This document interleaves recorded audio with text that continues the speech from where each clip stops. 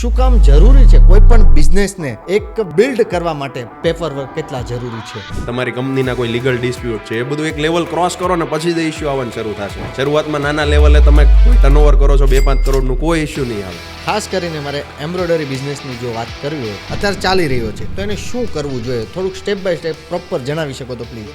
તમારે થોડુંક મગજ ખોલવું પડશે, થોડુંક સોશિયલ મીડિયા કાંઈ ને કાંઈ નાનો ચેન્જ કરીને કાંઈનું કાંઈ નવું કર્યા જાવ તો આરામથી તમને સારામાં સારો ગ્રોથ મળશે. કઈ કન્ટ્રીમાં સૌથી વધુ ઇન્ડિયન્સને વેલ્યુ પ્રોવાઈડ થાય છે? ચાઇનીઝને તમે ફર્સ્ટ ડે જાઓ, લાસ્ટ ડે તમને એરપોર્ટ ડ્રોપ કરશે ત્યાં સુધી. એટલે ચાઇનામાં જે ઇન્ડિયન્સની વેલ્યુ થાય છે ને, અને જે આપણે એને કરી બતાવ્યું છે. તમે એટલા વર્ષથી આ બિઝનેસ સાથે સંકળાયેલા છો અને તમે લગભગ મને ખ્યાલ છે ત્યાં સુધી તમને બહુ બધો અનુભવ પણ થયો છે બધા જ પ્રકારનો. તો એક્ઝેક્ટલી શું મંદી હોય છે? હું એટલા વર્ષથી ધંધામાં છું, દરેક વર્ષે હું એ જ સાંભળું છું કે આવી મંદી તો અમે ક્યારેય નથી જોઈ. આવી મંદી તો ગયા વર્ષે નહોતી, આવી મંદી તો 2008માં નહોતી. દરેક વર્ષે એ જ સેન્ટેન્સ સાંભળું છું. જ્યારે ચાલવા મળે ને ત્યારે બધા ભૂલી જાય છે. શિવાની એન્ટરપ્રાઇઝ અને તમારો મેન એન્ડ ગોલ શું? હેલો મિત્રો, કેમ છો? આઈ હોપ તમે બધા મસ્ત મજામાં હશો.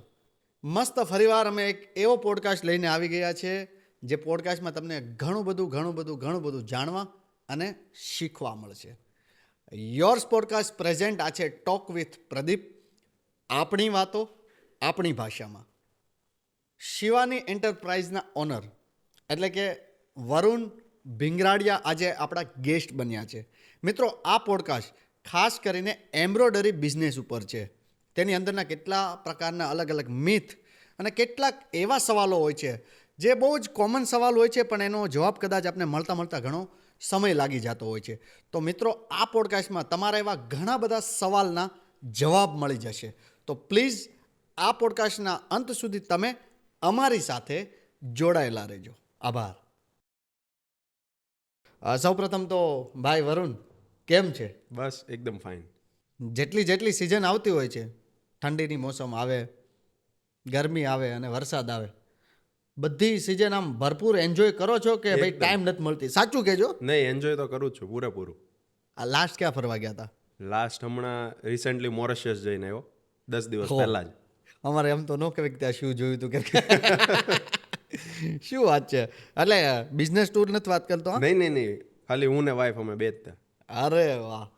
અને હરેક મોસમમાં ફરવા નીકળી જવાનું એવું ફિક્સ છે? હું 2 થી 3 મંથ થાય ત્યાં ફરવા નીકળી જાઉં મેક્સિમમ. બાકી 10 દિવસ 15 દિવસે કાંઈ ને કાંઈ જતો જ રહું. સૌથી વધુ આમ ફરવું શું ગમે? કોઈ પણ પ્લેસ ખાલી ફરવા માટે જોઈએ. કોઈ પણ પ્લેસ હોય, પછી સુરત હોય કે કોઈ પણ હોય, રેન્ડમલી. અને કોઈ કન્ટ્રી એવું બાકી નથી રાખવાનું કે જે મારે જવાનું બાકી હોય, વિઝિટ કરવાનું બાકી હોય, ત્યાંનું કલ્ચર સમજવાનું બાકી હોય, કે ત્યાં શું ફેમસ છે, ત્યાંના રીતિ રિવાજ, મતલબ એ લોકોના શું છે, એનું કલ્ચર શું છે, બધી વસ્તુ જાણવાની ખૂબ મજા આવે છે. અને મારું કોઈ પણ ટ્રીપમાં જાવ તો કેવું પ્રી પ્લાન ન હોય. સપોઝ કે તમે કે કોઈ પણ લોકો જતા હોય તો પ્રી પ્લાન હોય કે ભાઈ ફર્સ્ટ ડે અહીંયા જાશું, એટલા વાગે આમ નીકળશું, આ નીકળશું. મારું બધું કસ્ટમાઇઝ હોય. ઓકે. મતલબ ત્યાં જઈને હું ગાડી રેન્ટ કરું કોઈ પણ જગ્યાએ ફરવા જાઉં તો, કે ભાઈ મારા ટાઈમે નીકળવાનું, મારે જવું છે કે આજે મૂડ છે કે અહીંયા જવું છે તો જવાનું, આજે મૂડ છે કે સૂઈ રહેવું છે તો સૂઈ રહેવાનું. રેન્ડમલી કાંઈ પણ એમ કોઈ ફિક્સ શેડ્યુલ નહીં, ખાલી આવવાનું અને જવાનું, 2 ટાઈમ ફિક્સ છે. જવાનું નાવાનું બસ ફિક્સ, બાકી બધું ત્યાં જઈને રેન્ડમ. તો એમાં ક્યારેક એવું થઈ જાય કે ફસાઈ ગયા તો?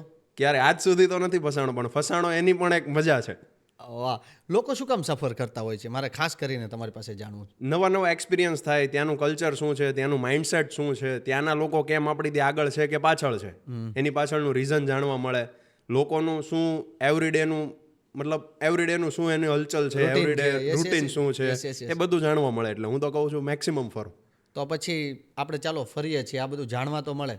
આ બધું જાણીને પર્સનલ લાઈફમાં આપને શું એ કામ લાગે? પર્સનલ લાઈફમાં એવરીડે તમને કાંઈ ને કાંઈ જગ્યાએ એ વસ્તુ એવી રીતે રિપીટ થતી હોય કે આ વસ્તુ ત્યાં પણ થતી હતી, એ લોકોને પણ આ થતું હતું, તો એના સોલ્યુશન રૂપે એ લોકો આ કરતા હતા કે આ કરતા હતા. XYZ રીતે કાંઈ ને કાંઈ તમને ડાયરેક્ટલી કે ઇનડાયરેક્ટલી હેલ્પફુલ થાય જ છે 100%. ચાલો, આટલી બધી જગ્યાએ તમે ફર્યા, આ બધું જોયા પછી, બધું ઓબ્ઝર્વ કર્યા પછી એવું ફીલ થાય ખરા કે ભાઈ ભગવાન ખૂબ ખૂબ આભાર, જે જગ્યાએ છું? એવરીડે હું તો થેન્ક યુ કરું છું. હું તો સવારે સમજો કેવું હોય કે કોઈ મંદિરે પગે લાગે તો એ એવરીડે એમ પ્રે કરે કે ભાઈ મને આ આપો, મને આ આપો. એના બદલે હું એ જ પ્રે કરું છું કે ભગવાન તમે મને બહુ આપ્યું છે, મારી જે કેપેસિટી છે એના કરતાં તમે વધારે આપ્યું છે મને. એટલે હું એવરીડે થેન્ક યુ કરું અને કમ્પ્લેન ક્યારેય નથી કરતો કે ભાઈ મને આ નથી આપ્યું કે આ નથી. જે છે બહુ આપ્યું છે, મારી કેપેસિટી કરતાં વધારે આપ્યું છે. એટલે કદાચ આપણી પાસે જે વસ્તુ નથી એ કદાચ આપણા જ કારણે નથી. હા હોય છે 100%. કરી આપણા સ્વભાવના કારણે નથી, આપણા બિહેવિયરના કારણે નથી. બાકી દરેક વસ્તુ આપણે જે જોઈએ છે એની કરતાં વધારે આપ્યું છે ને આપે છે. આટલું બધું ફર્યા, આટલું બધું જગ્યાએ ઓબ્ઝર્વ કર્યું, બધું જાણવા મળ્યું, શીખવા મળ્યું અને પોતાની લાઈફમાં તમે ઇમ્પ્રૂવ પણ કર્યું. મેન એક જગ્યા એવી હતી જ્યાંથી તમને પ્રોપર એક પાર્ટ શીખવા મળ્યું, એ જગ્યા કઈ? એ જગ્યા છે ચાઇના. ચાઇના છે ઇન્ડિયા ઓલમોસ્ટ સિમિલર છે ઇન્ડિયા જેવું, કેમ કે ત્યાંની population almost near to our country છે. સેમ એ પોપ્યુલેશન બધા કહે છે કે ભાઈ આ કન્ટ્રીમાં ઓછું પોપ્યુલેશન છે એટલે ગવર્મેન્ટ મેનેજ કરે છે, આ છે તે છે. ચાઇનામાં અહીંયા જેટલી પોપ્યુલેશન છે ત્યાં પણ વેલ મેનેજ છે. ત્યાંની જે વર્ક સિસ્ટમ છે, એ લોકોનું વર્ક લાઈફ બેલેન્સ છે, એની જેવું વર્લ્ડમાં ક્યાંય ન જોવા મળે. હું તો દરેકને કહું કે કોઈ પણ કન્ટ્રી જાઓ પહેલાં એકવાર ચાઇના જાઓ. હું તો એવરી યર 2 to 3 ટાઈમ્સ જાઉં છું ત્યાં, અને દર વખતે કાંઈ ને કાંઈ નવું શીખીને આવું છું. એ લોકોનો જે નેચર છે, જે બિહેવિયર છે, જે એમની હોસ્પિટાલિટી છે, જે કામ કરવાની સિસ્ટમ છે, તે ધગશ છે કામ કરવાની, વર્લ્ડમાં ક્યાંય જોવા નહીં મળે. તો એક્ઝેક્ટલી મેન શિવાની એન્ટરપ્રાઇઝ શું છે અને એની શરૂઆત ક્યારથી અને કેવી રીતે થઈ હતી? શિવાની એન્ટરપ્રાઇઝ મારા પપ્પા એટલે કિશોરભાઈ ભીંગરાડિયા, જેમણે 2005માં સ્ટાર્ટ કરી હતી. એની પાછળની હિસ્ટ્રી કાંઈ એવી છે કે 1990sમાં મારા પપ્પાએ ઇલેક્ટ્રોનિક એન્જિનિયરિંગ કર્યું છે, જે SVNIT સુરતથી કર્યું છે.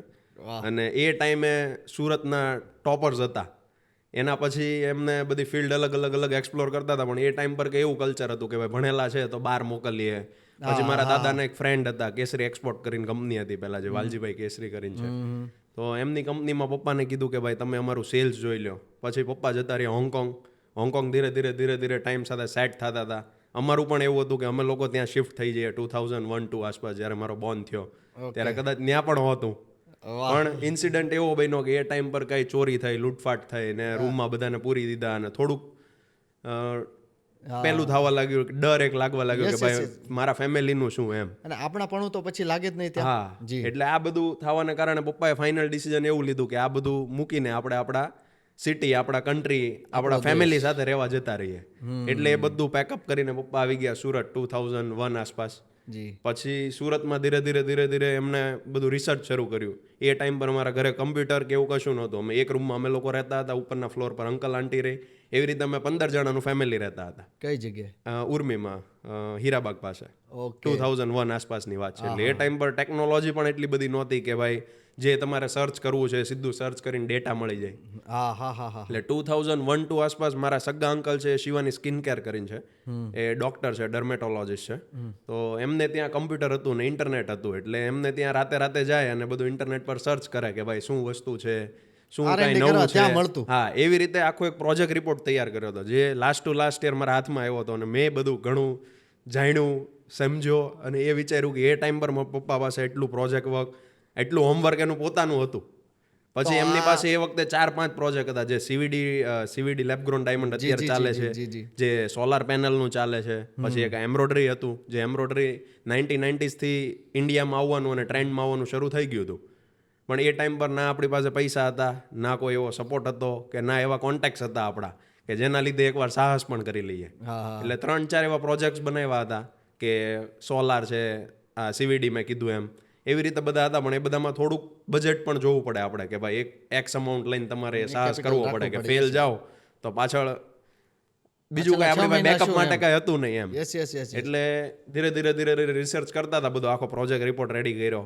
પછી બન્યું એવું કે 2000ની સાલથી એમ્બ્રોઇડરી મશીન સુરતમાં આવવા લાગ્યા. એટલે એમ્બ્રોઇડરી મશીન પહેલાં આવતા તો કેવું એક મલ્ટીનું વર્ક થાય. મલ્ટી મતલબ કે ભાઈ કોઈ લોગો છે કે ખાલી એમ્બ્રોઇડરીથી ધાગાનું જે કામ થયું છે એ આપણે કે બેઝિક થયું એકદમ. સમજો તમારું કોઈ શર્ટ કે ટી શર્ટ હોય, એમાં જે લોગો હોય છે, બેઝિક કામ થતું એમ્બ્રોઇડરી. એક્ઝેક્ટલી કયા વર્ષમાં આ બધા મશીન આવ્યા હતા? આ બધા 1990s થી શરૂ થયા, પણ 2000ની સાલમાં ટ્રેન્ડમાં આવી ગયેલા. કે 2000ની સાલમાં બધા કહે કે ભાઈ હું એમ્બ્રોઇડરીનું કરું છું, એમ્બ્રોઇડરી લાવું છું, એમ શરૂ થઈ ગયો, ટ્રેન્ડ થઈ ગયો. એટલે 2000ની સાલમાં એ લાવવા લાગ્યા. ને બન્યું એવું કે 2003 આસપાસ દાદાના એક ફ્રેન્ડ છે, એ એમ્બ્રોઇડરી મશીન લાવેલા. અને એણે એવું જાણવા મળ્યું કે ભાઈ એમનો સન છે એ કાંઈ ભણેલો ગણેલો છે, હોંગકોંગ રહેલા છે. તો એને હું કહું એટલે એમ્બ્રોઇડરી મશીનની ઉપર એટેચમેન્ટ્સ લાગે છે એવું એમને જાણવા મળેલું. ખરેખર એમ્બ્રોઇડરી, હા, ખરેખર એમ્બ્રોઇડરી મશીન એક યુરોપિયન ટેકનોલોજી છે, યુરોપવાળા મશીન બનાવેલા. પણ એની રેન્જ એટલી ઉપર હતી કે પહેલાં અફોર્ડ ન કરી શકતા. પછી ચાઇનાવાળા એને અફોર્ડેબલ બનાવ્યું અને પછી ચાઇનાવાળાએ એમાં R&D કરીને એની પોતાની પ્રોડક્ટ બનાવીને પછી એમ્બ્રોઇડરી ટ્રેન્ડમાં આવ્યું, કેમ કે એક રેન્જમાં આવ્યું. પહેલાં આની આ મશીન કરોડ રૂપિયા ઉપરની પ્રોડક્ટ હતી કે ભાઈ બેઝિક કોઈ અફોર્ડ ન કરી શકે એમ. પછી ચાઇનીઝ એમ્બ્રોઇડરી મશીન આવ્યા, ક્વોન્ટિટીમાં કામ થવા લાગ્યું, બધા સાહસ કરવા લાગ્યા. અને પહેલાં કેવું નાનું મશીન રાખતા, એક મશીન રાખતા, ઉપર એસીવાળી રૂમમાં રાખતા, કોઈને જોવા ન દેતા, લોકવાળી રૂમ રાખતા, એવું બધું રાખતા શરૂઆતમાં. કે ભાઈ બધાને એમ હતું કે હું કંઈક નવું લઈ આવ્યો છું. હા, એકદમ પ્રાઇવસી વાળું. એટલે એ વખતે એ દાદાના એક ફ્રેન્ડ હતા, એમણે પપ્પાને કીધું કે ભાઈ મારે આની ઉપર કાંઈ લાગે અને અલગથી કામ થાય ને એવું લાવવું છે. એટલે પપ્પાને કે તમે કંઈક ગોતો. એટલે પપ્પાને એક કંપની મળી ચાઇનાથી, જેની સાથે અમે અત્યાર સુધી જોડાણેલા છીએ, લાસ્ટ 26 વર્ષથી. શરૂઆતથી લઈને અત્યાર સુધી સ્ટીલ 2005 થી, એટલે એપ્રોક્સ 21 વર્ષથી.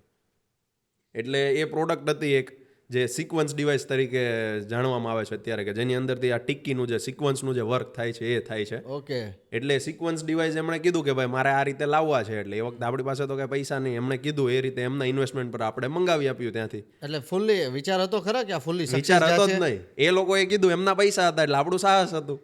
ઓકે. એટલે એમણે કીધું કે ભાઈ મારે 12 હેડનું મશીન છે એટલે 12 ડિવાઇસ લેવા છે. એટલે આપણે કીધું કે અમે આ રીતે મંગાવી આપીએ, પણ ચાઇનીઝ કંપનીને ખબર નહીં કે એક્સપોર્ટ કઈ રીતે થાય. આ શિવાની એન્ટરપ્રાઇઝની આ શરૂઆતની આ બધી વાતો છે ને, શરૂઆતની.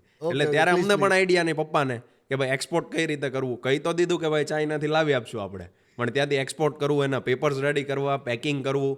ત્યારે મોટી પેટીમાં ખાલી 12 પીસ આવેલા, મોટી લાકડાની પેટી. અત્યારે તો એટલા બોક્સમાં સમાઈ જાય છે.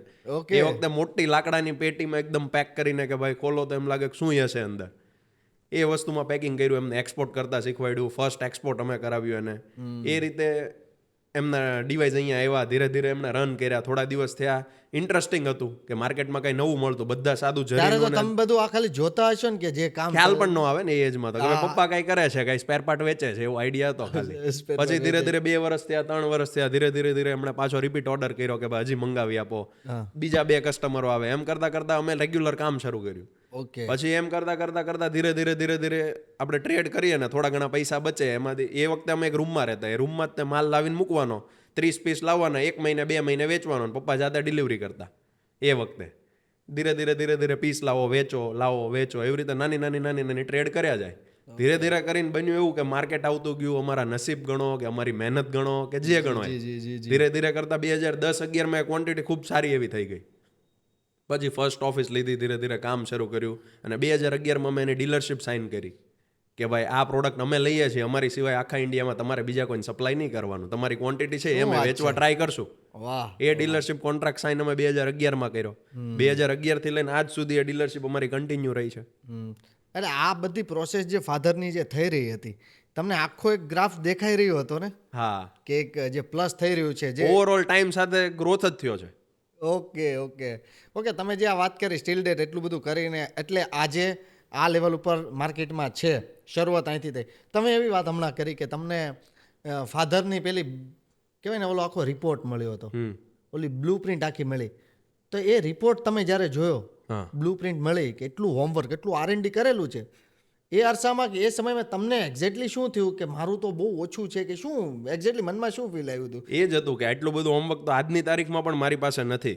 ઇન્સ્પાઇટ ઓફ કે મારી પાસે આજે બધા સોર્સિસ છે, સમજો સોશિયલ મીડિયા છે, ગૂગલ છે, કોઈ પણ જગ્યાએ અત્યારે હું ખાલી ડેટા નાખું એટલે મને આખું રિઝલ્ટ આપી દે, રિપોર્ટ આવી જાય. એ છતાં પણ હું નથી કરતો.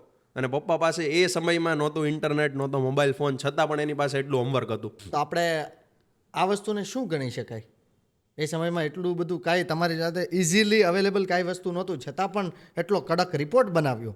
અને આજની તારીખમાં તમારી પાસે ઇઝીલી બધી વસ્તુ અવેલેબલ છે, છતાં પણ આપણે કોઈક જગ્યાએ કચાશ રહી જાય છે. તો આપણે અહીંયા ગુજરાતી ભાષામાં કહેવાય તો ધગજ. એ વખતનું સ્માર્ટ વર્ક કહેવાય ને અત્યારની ભૂલ કહેવાય. ઓકે. એટલે તમને શું એક્ઝેક્ટલી પછી શું શીખવા મળ્યું? મારે શું હવે કરવું? કહેવાય મારે કાંઈ ને કાંઈ તો કરવું જ જોઈએ. હું મેક્સિમમ ફરવું જોઈએ. મારી પાસે જે સોર્સિસ છે એ સોર્સિસનો યુઝ કરીને મેક્સિમમ ડેટા મારી પાસે હોવો જોઈએ. નવા લોકોને મળવું જોઈએ. જે નાની મોટી ભૂલ તો ન કહી શકાય, પણ જે નાની મોટી પપ્પાએ નથી કર્યું એ મારે કરવું છે. ઓકે. હું એટલે વચ્ચે ઘણા એવા ક્વેશ્ચન્સ હું કરીશ, એવા પ્રશ્ન એટલા માટે પૂછીશ કે ઘણા લોકો કદાચ એ પ્રોસેસમાં ના હોય તો કદાચ આ પ્રોસેસમાં આવે, તો જેથી કરીને જે પણ આપણા થકી, એક પોડકાસ્ટ થકી, તમારા થકી, મારા થકી, આ પ્લેટફોર્મ થકી એક એને જો થોડીક પણ હેલ્પ થઈ શકે તો આપણા માટે બહુ સારામાં સારું. ઓકે. શું કામ જરૂરી છે કોઈ પણ બિઝનેસને એક બિલ્ડ કરવા માટે પેપર વર્ક કેટલા જરૂરી છે? પેપર વર્ક તો કેવું છે કે જ્યારે કંપની નાના લેવલે હોય ને ત્યારે કોઈ ઇશ્યુ નથી આવતો. જ્યારે તમે એક્સ અમાઉન્ટ વટો ને પછી જ બધા ઇશ્યુ આવવાના શરૂ થાય છે. સમજો કે પાર્ટનરશિપ છે, તમારી કંપનીના કોઈ લીગલ ડિસ્પ્યુટ છે, એ બધું એક લેવલ ક્રોસ કરો ને પછી જ ઇશ્યુ આવવાનું શરૂ થશે. શરૂઆતમાં નાના લેવલે તમે કોઈ ટર્નઓવર કરો છો 2-5 કરોડનું, કોઈ ઇશ્યુ નહીં આવે. જ્યારે એક લેવલ વટશો ને પછી બધા ઇશ્યુ એક સાથે આવવાના શરૂ થશે. એટલે પેપર વર્ક્સ ને એ બધું તો મોસ્ટ તમે કહી શકો કે જરૂરી વસ્તુ છે. ઓકે, અને ખાસ કરીને હું એ પણ પેપરની વાત કરું છું કે બ્લુ પ્રિન્ટ શું કામ બનાવવી જોઈએ? બ્લુ પ્રિન્ટથી ઘણીવાર કેવું છે કે તમે કામમાં રચ્યા પચ્યા રહ્યો છો, ઘણીવાર તમે ભૂલી જાઓ છો કે ભાઈ આ કરવા પાછળનો રીઝન શું હતો, હેતુ શું હતો, કે આમે શું કામ કર્યું હતું. તો જ્યારે તમે બ્લુ પ્રિન્ટ જુઓ તો તમને યાદ અપાવે કે ભાઈ આ રીઝન નહોતું કરવા પાછળ, આની પાછળનું રીઝન આ હતું. જો બ્લુ પ્રિન્ટ નથી તો તમે જે કરો છો એવરીડે લાઈફમાં એવરીડે રિપીટ કર્યા જશો. સાચી વાત છે. એની માટે ખૂબ જરૂરી છે. હા હા હા. મારી કેવી એક સિસ્ટમ છે કે મને જે કાંઈ ગમી જાય કે મારે કાંઈ કરવાનું છે કે મારું 5 વર્ષ પછીનું ફ્યુચરનું છે, હું ડાયરીમાં એમ કેવું કે હું આળસુ ટાઈપનો માણસ કે ભાઈ કહેવામાં સારું લાગે કે ભાઈ ડાયરી બનાવો, આ બનાવો, પણ જ્યારે રિયલ લાઈફમાં કરીએ ને તો એમ થાય કે ભાઈ છોડો ને નથી કરવું. એની કરતાં મારા રિમાઇન્ડરમાં હું સેવ કરી લઉં. ખાલી રિમાઇન્ડરમાં લખી લઉં, એમાં ડેટ ન નાખું, ખાલી રિમાઇન્ડરમાં લખી લઉં કે ભાઈ આ કરવું છે. અને આજ સુધીની હિસ્ટ્રીમાં મેં જે લખ્યું એ બધું ફૂલફિલ થયું છે. હું જ પૂછવાનું હતું, જેટલું લખ્યું એટલું ફૂલફિલ બધું. એના કરતાં જે નથી લખ્યું એ ફૂલફિલ થયું છે. વાહ વાહ. એટલે લખવું જરૂરી છે કંઈક કરવા માટે. તો મેન તો જે કાંઈ છે એ લખો. તમને એમ છે કે ભાઈ મારે નેક્સ્ટ યર આ પ્લાનિંગ છે, એટલું એક્સપાન્શન કરવું છે, આ કરવું છે, કાંઈ પણ ફ્યુચર પ્લાન્સ હોય તમારા, ખાલી લખી લો. પૂરું થાય ન થાય આપણા હાથની વાત નથી. લખી તો લો. લખવું એ આપણા હાથની વાત છે. લખવું એ ફર્સ્ટ ટ્રાય તમારી છે. હા. તો વરુણ, મેન તો તમે આમ બાયોલોજીના તમે છો મેન વિદ્યાર્થી. એ બહુ એક ઇન્ટરેસ્ટિંગ સ્ટોરી જેવું છે. બાયોલોજી, બીબીએ, બિઝનેસ, તો એ સીધો જમ્પ કેવી રીતે? 10th સ્ટાન્ડર્ડ સુધી કેવું હતું કે બધાને, મારા સગા અંકલ છે ડોક્ટર હતા, પહેલા મારાથી મોટા ભાઈને ડોક્ટર બનાવો તો એ કે ભાઈ મને બ્લડથી બીક લાગે કે ભાઈ લોહી જોઉં તો મને આમ ઓલું ફીલ થાય, મજા ન આવે, એટલે મારે એ નથી કરવું. એટલે એમણે એન્જિનિયરિંગ ફિલ્ડ લીધી. 10th સુધી ગુજરાતી મીડિયમમાં સ્ટડી કર્યું મેં. 10th પછી પપ્પાએ ઓપ્શન આપ્યો કે તારે 11th-12thમાં ક્યાં એ ગ્રુપ લેવાનું છે ક્યાં બી લેવાનું છે. એ એટલે મેથ્સ થયું અને બી એટલે બાયોલોજી થયું. તો મેથ્સ મેં કીધું આપણા કામની વસ્તુ નથી, એટલે તો બાયોલોજી લેવાનું છે. એટલે મારી પાસે 2 જ ઓપ્શન હતા કે સાયન્સ લેવાનું એ કમ્પલસરી છે, ક્યાં મેથેમેટિક્સ લ્યો ક્યાં બાયોલોજી લ્યો. મેં કીધું બાયોલોજી લઈએ, અને ઘરેથી બધાની ઈચ્છા હતી કે ભાઈ ડોક્ટર બને, એટલે મેં કીધું ટ્રાય કરીએ. જેવું મારી સ્કૂલિંગ સ્ટાર્ટ થયું ટ્રાય જ કરવી હતી કે ઈચ્છા હતી? ઈચ્છા તો બહુ નહોતી, પહેલા હતી. જ્યારે નાના હોય ત્યારે કેવું હોય કે ડોક્ટરને બધી ગિફ્ટ આવતી હોય, સાહેબ કહેતા હોય બધા, અને એક રિસ્પેક્ટ મળતી હોય, એટલે એમ હોય કે ભાઈ ડોક્ટર બનવું છે.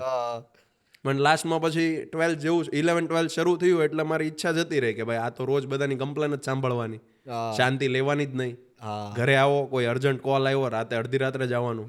28 વર્ષ સુધી તો તમે સ્ટડી કરો છો, તમારું જે એન્જોય કરવાની અમુક યર્સ છે એ તમે કરતા જ નથી. સવાર સાંજ મહેનત કરો. 28 વર્ષ પછી તમે મેરેજ કરો, પછી ધીરે ધીરે લાઈફ સેટ કરો, તો લાઈફ તો તમારી આમ જ પૂરી થઈ જાય છે. એટલે મને અંદરથી ફીલ થયું કે ભાઈ ડોક્ટર વાળી ફિલ્ડ આપણા કામની નથી. ઓકે. એટલે 12thમાં પછી પપ્પાને કીધું ને પછી તો સાયન્સ લીધું હતું એટલે પૂરું તો કરવું જ પડે. 12th ફિનિશ કર્યું ને પછી બીબીએ લીધું. પછી મેં સુરતમાં ઓરો યુનિવર્સિટી છે ત્યાંથી મારું બેચલર ઓફ બિઝનેસ એડમિનિસ્ટ્રેશન કર્યું અને 2022માં મેં ફિનિશ કર્યું, ગ્રેજ્યુએશન થયું મારું. અને પછી ધીમે ધીમે પપ્પાની સાથે સંકળાવા? નહીં, એ પણ એક મસ્ત સ્ટોરી છે કે મારું કેવું હતું કે જ્યારે હું કોલેજમાં આવ્યો ને ત્યારે મારું એક વિઝન હતું કે ભાઈ મારી કોલેજ કાલથી પૂરી થાય છે તો કાલથી મારી પાસે કોઈ વસ્તુ એવી હોવી જોઈએ કે ભાઈ મારે કાલથી ક્યાં જવાનું. એક્ઝેક્ટલી. મારે આજ મોસ્ટ ઓફ ધ સ્ટુડન્ટ્સને કેવું હોય કે પહેલા કોલેજ ફિનિશ કરી લે, પછી કાલથી ગોતશે કે ભાઈ ક્યાં જવું. જે દિવસે દાખલા તરીકે કાલે કે આજે કોલેજ પતે છે, આજ પછી તો એની પાસે કઈ વિઝન જ નથી હોતું. કોઈ પાસે નથી હોતું, મારી પાસે પણ નહોતું. પણ મને અંદરથી એ એક હતું કે ભાઈ આમ મજા જ ન આવે કે ભાઈ કાલથી હું જઈશ ક્યાં, હાલો કોલેજ પૂરી થઈ ગઈ, પપ્પા કહેશે કે ભાઈ હવે. પણ ક્યારેક તો લોકોનું એવું કેવું હોય છે કે પહેલા એટલીસ્ટ કોલેજ તો એન્જોય કરી લઈએ પછી વિઝન બનાવો. કોલેજ તો એન્જોય તમે કરો જ છો ને. બપોર સુધી તો હું કોલેજ જતો, બપોર પછીનો જે ટાઈમ વેસ્ટ કરો છો, બપોરે સીધા ત્યાંથી નીકળીને કોઈને ત્યાં જોબ કરો, એક્સપિરિયન્સ લો, પપ્પાને ત્યાં જોઈન કરો. અલ્ટિમેટ તમને જે કામ લાગવાનું તમારા કરિયર. હા, એ તો છે. તમે દિવસે મજા કરો છો, બપોર પછી તમારું કામ કરો છો, બપોર પછી તમે ફરવાને બદલે એ કરો. એટલે મારું તો કેવું હતું કે સમજો મારી કોલેજ પતી ને એ પહેલાં મેં લગભગ 11 કે 12 જગ્યાએ મેં મારી એક્સપિરિયન્સ લીધા, કે 2 મહિના કે 1 મહિનો 3 મહિના, જે ફિલ્ડમાં એમ થાય કે ભાઈ આ ફિલ્ડમાં કંઈ સારું છે, આ ફિલ્ડમાં અમે કરીએ છીએ એની કરતાં સારું છે, ત્યાં જવાનું. 3 મહિના કરો એટલે આપોઆપ ડિસિઝન આવી જશે આપણા કામનું નથી કે આની કરતાં આપણે કરીએ છીએ બેટર છે. તમે તો જ્વેલરી ઇન્ડસ્ટ્રી છે, વોચ છે, સિલ્વર જ્વેલરી છે, ગોલ્ડ જ્વેલરી છે, એલ્યુમિનિયમ રિસાયકલિંગ છે, પ્લાસ્ટિક રિસાયકલિંગ છે, બધી જગ્યાએ 2 થી 3 મહિના ગયો.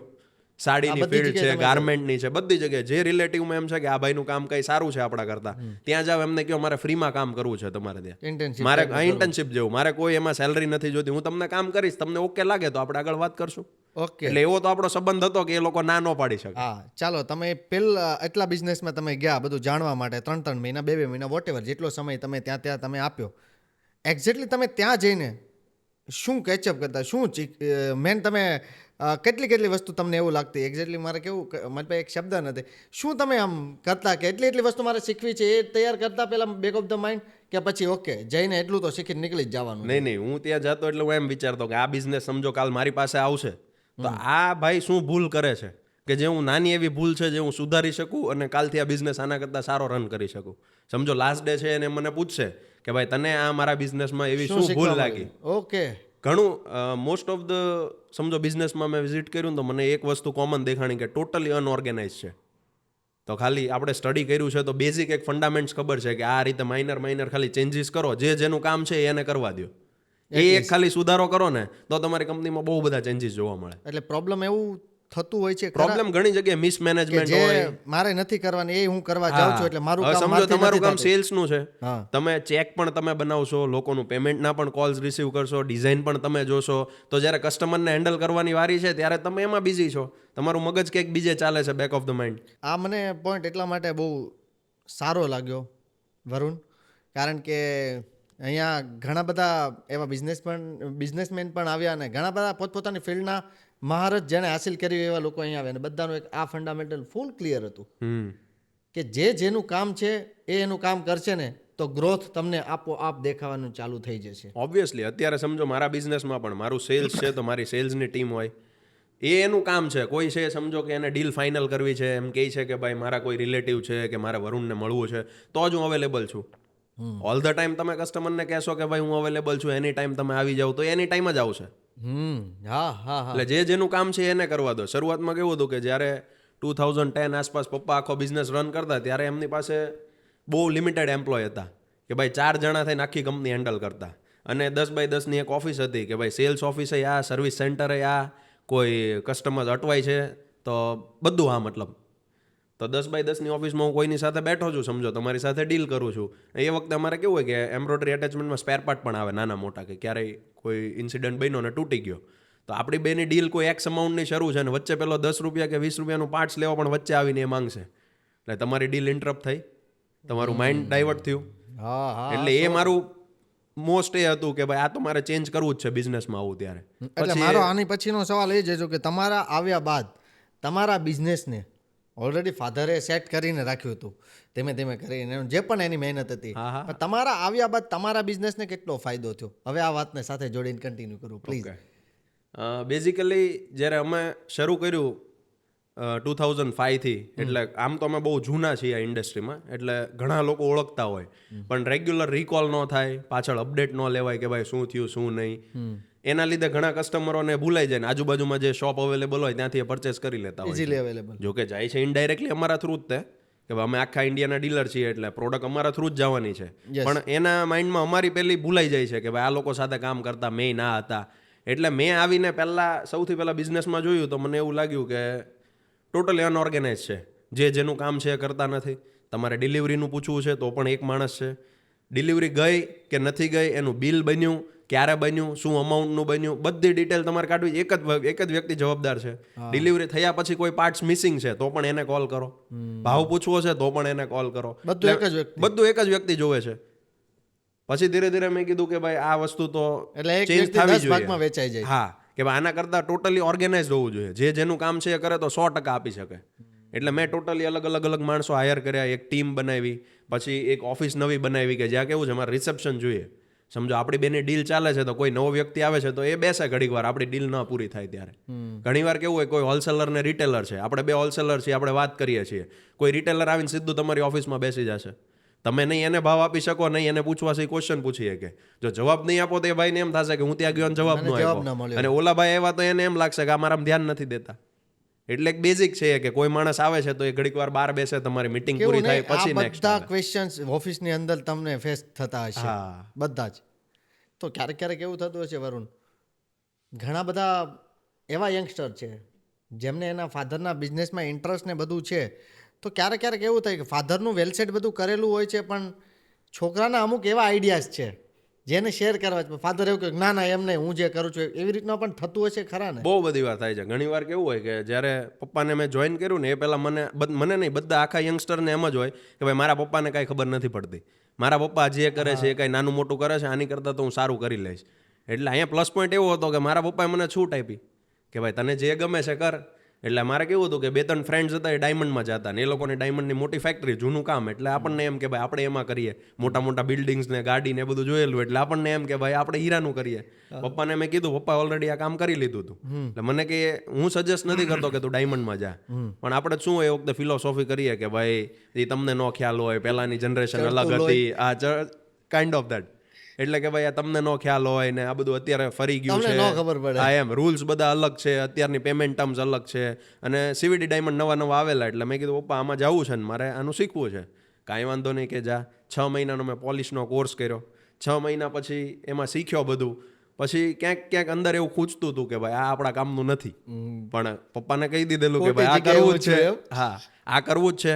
એટલે પછી એક પોઈન્ટ મેઇન આવે કે સેલ્સનો, મને પહેલેથી સેલ્સમાં રસ, કે ભાઈ સેલ્સ છે તો બધું છે, બાકી કાંઈ નથી એમ. એટલે એક મારા રિલેટિવ છે, મુંબઈ સેલ્સ ઓફિસ જોવે, એટલે એમને મેં કીધું કે ભાઈ મારે તમારે ત્યાં આવવું છે, મને તમારી સાથે ફેરવજો, ખાલી તમે જે કહો એ કામ કરીશ. ત્યાં ગયો, 7મા દિવસે રાતે મને રિયલાઇઝ થઈ ગયું કે ભાઈ આવું ક્યાં આવી ગયો. એટલે આ તમારા બિઝનેસની અંદર પ્રોપર આવા પાછળનું રીઝન, પાછળનું, અને છેલ્લી આ ઇન્ટર્નશિપ હતી. હા છેલ્લી. ઓકે. એટલે પછી ત્યાં ગયો ને ત્યાં કેવું કે સાંજે ડાયમંડ એટલે કેવું છે કે કોમનલી કોઈ ફિક્સ ગ્રેડ છે કે ભાઈ આ પ્યોરિટીનો આ ગ્રેડ ને આ સાઇઝ છે, એટલે એનો ભાવ ફિક્સ હોય, પણ કોણ કેટલામાં વેચે આવે એ નક્કી નહીં. એટલે સાંજ પડે ને એક જ વાત કરવાની કે આજે મેં કેટલો માલ કોને નાખી દીધો, આવી વાત થાય. એટલે કેવું કે તમે કાંઈ છો, તમારી કાંઈ બ્રાન્ડ છે કે મોનોપોલી છે એવું કાંઈ નહીં, તમારી પાસે પ્રોડક્ટ છે ને તમારે વેચવાની છે, જેને જે ભાવે વેચી દો એ. પછી આપ્યા પછી ક્રેડિટ પર આપવાનું, 45 દિવસ સુધી તમે ટ્રેક કરો કે એ ભાઈ શું કરે છે. એટલે ટોટલી બહુ બધું રિસ્ક હતું, જે પપ્પાએ મને પહેલા ના પાડી હતી, પણ આપણે સામે થઈને આપણે ચાલ્યા હતા કે ભાઈ મારે કરવું છે. તમે એક્સપ્લોર કર્યું. હા, એટલે મેં ખુદ એક્સપિરિયન્સ કર્યો કે ભાઈ આ વસ્તુ નથી કરવા જેવી. પછી સુરત આવ્યો, પપ્પાને કીધું કે ભાઈ મને નથી આ બધું કરવું, મારે તમારી યારે આવવું છે. તો મને પહેલો સવાલ પૂછ્યો કે તારું સ્ટડી તો BBAમાં છે, આમાં તો બધું ઇલેક્ટ્રોનિક ફિલ્ડ છે, આખી ઇલેક્ટ્રિક ફિલ્ડ છે, કે જેમાં તને કાંઈ આઈડિયા નહીં આવે. એટલે થોડુંક લાગે કે ભાઈ આ હવે શું કરશું શું નહીં. હા, એટલે ધીરે ધીરે તો પણ હું જવા લાગ્યો કે ના પાડતા કે ભાઈ આ નહીં તારાથી થાય, ઇલેક્ટ્રિક ફિલ્ડ છે, તને નહીં આઈડિયા આવે, આ બધા હેન્ડલ્સ નહીં થાય બધું. મેં કીધું જઈએ તો ખરી, નહીં તો હજી ક્યાં આપણે ઓલા પણ ટ્રાય કરીએ, આમાં ટ્રાય કરવાની છે, નહીં તો કાંઈ હજી ગોતશું. આ એક ઇન્ટર્નશિપ છે. એટલે થોડોક માર્કેટિંગનો અનુભવ, એટલે મેં પપ્પાને કીધું કે ભાઈ હું માર્કેટિંગ કરું ને આ કરું ને બેનર્સમાં મારો નંબર નાખું ને એમ. મને કે તારો નંબર નાખે તારું ફાઇનલ છે કે તું અહીંયા આવવાનો છો? તો ફાઇનલ નથી, પણ જોઈએ હવે ફોન આવશે તો મને ખબર પડશે. લાગી જાય પછી ગઈ હું નહીં આવું કેવું થશે. તો પણ મેં બધા મારા નંબર્સ નાખ્યા અને બધા બેનર્સ ને હોર્ડિંગ્સ લગાવ્યા કે ભાઈ જોયું જાય છે, છેલ્લે હું હેન્ડલ તો કરી જ લઈશ એમ. એટલે પપ્પા કે તું આવવાનો છો ને પાછો એમ. મેં કીધું જોઈએ હવે આપણે. જ્યાં હોર્ડિંગ્સ લાગ્યા તો જોવા ગયા હતા ક્યારે? હા, બધા પર્સનલી જઈને ત્યાં લગાવડાવ્યા, કેમ કે એ ટાઈમ પર બીજું કઈ કામ જ નહોતું આપણે કે ભાઈ માર્કેટિંગ કરો, બાકી તો પપ્પા આખી કંપની હેન્ડલ કરતા જ હતા. એટલે આપણે માર્કેટિંગ ને એ બધું હાથમાં લીધું કે પપ્પા હું તમારું માર્કેટિંગ કરીશ, ને જે અનઓર્ગેનાઇઝ હતું એ ઓર્ગેનાઇઝ કરવાની ટ્રાય કરી. પછી ધીરે ધીરે કરીને સોશિયલ મીડિયા મને લાગ્યું કે સોશિયલ મીડિયાનો એક બહુ મસ્ત કિસ્સો છે કે મેં સોશિયલ મીડિયા શરૂ કેમ કર્યું. બાકી બધાની રીલ્સ જોતા હોય, એ વખતે ટિકટોક ચાલતું, એમાં એડ્સ જોતા હોય, એટલે એમ થતું કે ભાઈ આપણી પ્રેઝન્સ હોવી જોઈએ. યસ. સોશિયલ મીડિયા પેજ બનાવી નાખ્યું. શરૂઆતમાં તો કેવું ફૂલ ઓલું હોય કે ભાઈ આમ કરી બતાવું, રિઝલ્ટ મળે કે ન મળે. એટલે સોશિયલ મીડિયા બનાવ્યું પેજ, ને પપ્પાની જે અમુક ફોટોઝ ને હોય યુઝ કરીને ખાલી મૂકી દીધા. 0 રિસ્પોન્સ કે ભાઈ આ તો પપ્પાને કહેતા હતા આમ કરશું ને કઈ રિઝલ્ટ તો છે નહીં. પપ્પા માંગતા હતા રિઝલ્ટ પછી કેટલું અપડેટ લઈ એમ કે ભાઈ શું કર્યું શું નહીં, કેટલો ટાઈમ થયો, કેટલા સ્પેન્ડ કરે, એની સામે રિઝલ્ટ શું છે. રિઝલ્ટ કાંઈ નહીં, કોઈ સિંગલ ફોન નહીં એ નંબર પરથી. પણ કેવું છે કે બ્રાન્ડિંગની વસ્તુ છે કે ભાઈ અહીંયા જોયું છે શિવાની, તો શિવાની કરીને છે ત્યાં આવતા હોય તો એમનો કંઈક તમારું બેનર જોયું હતું, એક મગજમાં ક્લિક થાય ખાલી. પણ એ ટાઈમ પર આપણને એવું હોય કે મારો નંબર નાખ્યો છે તો મને ફોન આવવો જોઈએ, પણ 0 રિઝલ્ટ. પછી બન્યું એવું કે 2023ની વાત છે, 2023માં દિલ્હી એક્ઝિબિશન હતું. એ ટાઈમ પર આપણે નવા જોઈન કર્યું એટલે પપ્પાને કહીએ કે ભાઈ બધી જગ્યાએ એક્ઝિબિશનમાં પાર્ટિસિપેટ કરવાનું. પપ્પા કે બધું મેં કરી લીધું છે, 0 રિઝલ્ટ છે, તોય કરવું છે. પપ્પા કે ચાલો એ પણ સાહસ કરો. એટલે દિલ્હી, કોલકાતા, જયપુર, અમદાવાદ જ્યાં પણ એક્ઝિબિશન થાય ને પહેલું એક્ઝિબિટ કરવાનું. એટલે 3-4 જગ્યાએ એક્ઝિબિટ કર્યું, 0 રિસ્પોન્સ. પછી દિલ્હી એક્ઝિબિશનમાં 2 વાર એક્ઝિબિટ કર્યું. બીજા એક્ઝિબિશનમાં બન્યું એવું કે એક ભાઈ આવે છે, એ ભાઈ કહે છે પપ્પાને કન્વિન્સ કરે છે કે ભાઈ મારો આર્ટિકલ છે, આર્ટિકલમાં 25,000 રૂપિયા થાય, તમારી એક પોસ્ટ આપું. એટલે પપ્પા મને કે વરુણ આ તું જોતો 25,000 જ છે, આપણે ટ્રાય કરીએ એકવાર. કીધું 25,000 રૂપિયામાં તો આ કાંઈ વર્થ નથી લાગતું મને. કે કેમ ન લાગે, તને 2 કે 3 કસ્ટમર મળે તો આપણે એ પૈસા નીકળી જાય એમ છે. કીધું મને નથી વર્થ લાગતું.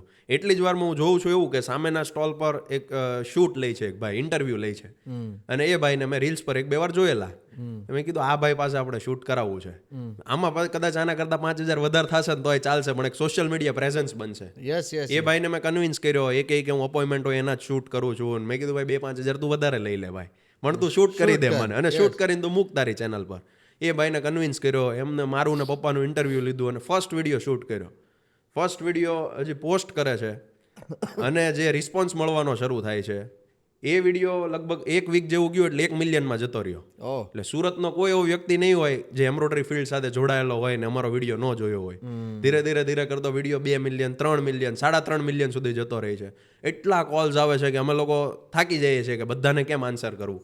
અમુક લોકો એકદમ બેઝિક નોલેજ માટે ફોન કરે કે ભાઈ આ ચાલે કઈ રીતે, લેવું છે ક્યાં મળે, ના ફેબ્રિક ક્યાં મળે, પ્રોપર આન્સર પ્રોપર બધાને. પછી મેં એક પ્રોપર એક મેડમ હાયર કર્યા કે કેવું છે કે આખો દિવસ હું જ આન્સર કરું તો હું કસ્ટમરનો હેન્ડલ કરી શકું. એટલે અલગથી સ્ટાફ હાયર કર્યા.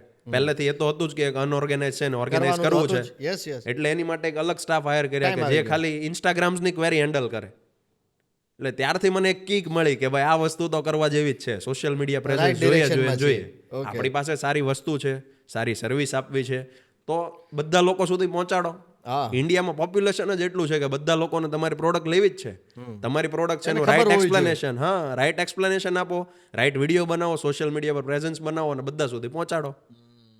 એટલે ધીરે કરતા મેં મહેનત કરવાની શરૂ કરી. ને એ ટાઈમ પર કેવું કે અમારા કોમ્પિટિટર્સમાં કોઈ પણ શૂટ નહોતું કરતું આવી રીતે વિડીયો મૂકે કે સોશિયલ મીડિયા પર અવેલેબલ હોય, એવું બહુ ઓછું, કોઈ જ નહીં. એટલે સીધી કીક મળે, કાંઈ પણ નવી વસ્તુ શૂટ કરીને મૂકું, કોઈ મશીન પર જાઓ, હોય બેઝિક, એટલે બધાના ધ્યાનમાં આવ્યું કે ભાઈ હા શિવાની વાળા વિડીયો તો મૂકે છે.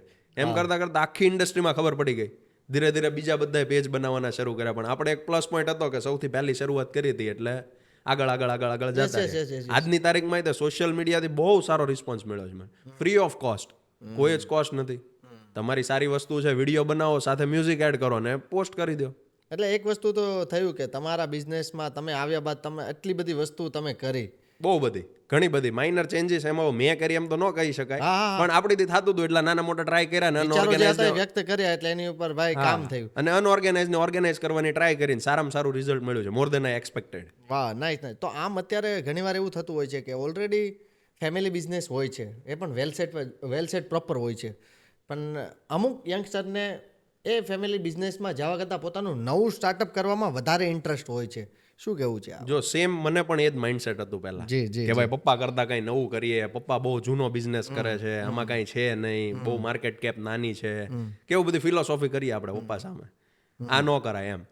પણ છેલ્લે મેં બધી જગ્યાએ ટ્રાય કરી લીધું ને પપ્પાએ મને છૂટ આપેલી કે ભાઈ તારે જે કરવું એ કર. એટલે મેં એક બહુ ઇન્ટરેસ્ટિંગ સ્ટાર્ટઅપ કર્યું હતું પેમેન્ટ ગેટવેનું, જેમાં કેવું હતું કે એ ટાઈમ પર બધાને બીક લાગતી કે ભાઈ કેશ ઓન ડિલિવરીમાં મંગાવવા છતાં ફ્રોડ થાય છે.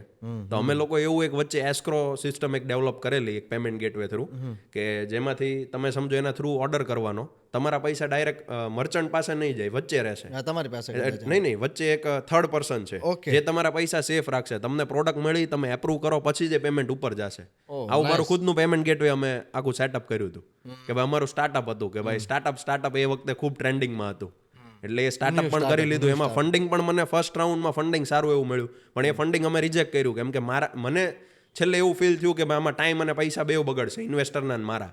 તો ખોટા આપણે કોઈ પૈસા બંધ નથી કરવા કોઈના. મને ફૂલ કોન્ફિડન્સ છે તો મારે પૈસા લેવા જોઈએ. ઇન્વેસ્ટર કઈ પૈસા આપે છે તો આપણે થોડા વેડફી નાખવાના છે. 50-50 લાગે તે કરવાની કઈ જરૂર નથી. હા એમ. એટલે મેં કીધું પહેલા અમને એક ઓલું મળી જાય અંદરથી કે ભાઈ આ વસ્તુ કરવા જેવી છે ને ચાલે એમ છે, પછી કરાય. પણ એ સ્ટાર્ટઅપ બહુ અર્લી સ્ટેજ હતું એટલે એ બધું અમે મોકૂફ રાખ્યું. પણ એની કરતાં હું એ કહું છું કે પહેલાં ફેમિલી બિઝનેસ જે છે એને જોઈન કરો. એ જોઈન કર્યા પછી થોડો ટાઈમ કાઢીને પછી સ્ટાર્ટઅપ કરો. એ ટાઈમ પર તમારી પાસે એક્સપિરિયન્સ હશે, પૈસા પણ હશે, માર્કેટની એક ઓળખ પણ હશે, એટલે તમને એ સ્ટાર્ટઅપ સક્સેસ જવાના ચાન્સ વધી જાય છે. હા, જ્યારે કેવું થાય છે કે તમે ફેમિલી બિઝનેસ ગુમાવો છો એ ટાઈમ પર જે તમારી જરૂર છે તમારા પપ્પાને કે કોઈ ઘરના માણસની જરૂર છે ફેમિલીમાં, એ છે ને એટલે કોઈ બીજા પર ટ્રસ્ટ કરશે ને ક્યાંય ને ક્યાંય એક્સ અમાઉન્ટ ગુમાવશે. એ જાય છે અને સામે તમે સ્ટાર્ટઅપ કરો છો એ ટાઈમ પર એક્સપિરિયન્સ નથી એટલે એમાં પણ ગુમાવો છો. એની કરતાં પહેલાં ફેમિલી બિઝનેસ જોઈન કરો જો છે અને સારો છે અને ફ્યુચરિસ્ટિક થોડો લાગે છે. ફેમિલી બિઝનેસમાં ફાયદો એ થશે કે તમારે ઝીરોથી સેટઅપ નથી કરવાનું. કોઈ નવો બિઝનેસ સ્ટાર્ટ કરો તો માર્કેટમાં 4 જણા ઓળખતા નથી તમને. ફાઇનાન્સની વાત છે કે તમારી સર્વિસની છે, કોઈ ટ્રસ્ટ નહીં કરે તમારી પાસે. માર્કેટ કરતાં થોડું સસ્તું આપવું પડશે, કોઈ કરતાં તમારે એક્સ્ટ્રા સર્વિસ આપવી પડશે, એફર્ટ્સ બહુ વધારે લાગશે. એની સામે ફેમિલી બિઝનેસમાં બધું બનાવેલું છે, ખાલી થોડુંક અનઓર્ગેનાઇઝ છે ને ઓર્ગેનાઇઝ કરો, રિઝલ્ટ અનએક્સપેક્ટેડ રિઝલ્ટ મળશે. એટલે પહેલાં મારા હિસાબે એ કરવું જોઈએ અને પછી તમારું સ્ટાર્ટઅપ કરવું જોઈએ, એનું કોઈ ખોટું નથી. હું હજી મને કોઈ કાંઈ નવું આઈડિયા મળે તો હું હજી એના પર વિચાર કરું, વર્કઆઉટ કરું છું. મેન અનુભવ અને તમે એક્સપ્લોર પ્રોપર કરી શકો. હા, પછી કરવું જોઈએ અને એ તમને નવા સ્ટાર્ટઅપમાં બહુ કામ લાગી શકે. એબ્સોલ્યુટલી. એવો પણ પ્રશ્ન એક છે કે મને બધાએ ઘણીવાર કીધું હતું કે આપણે આજુબાજુ ઘણીવાર આપણે જોતા હોઈએ છીએ કે અમુક લોકોએ શરૂઆતમાંથી જ 4-5 મશીન લઈ લીધા હતા એમ્બ્રોઇડરીના, અને સમય જતાં પણ એની પાસે એટલા જ છે મશીન અને અત્યારે ત્યાં જ અટકી ગયેલા. તો એ મેઇન ડિફરન્સ કહું ને તમને તો જૂની જનરેશન અને નવી જનરેશનનો છે. સમજો મારી ઓળખાણમાં, મારા ઓળખીતામાં, મારા રિલેટિવ્સમાં ઘણા લોકો એવા છે કે જે 2001-2 થી આ ફિલ્ડમાં છે, એમ્બ્રોઇડરી ફિલ્ડમાં. જ્યારે કોઈ નહોતું એ ટાઈમથી મશીન ચલાવે છે.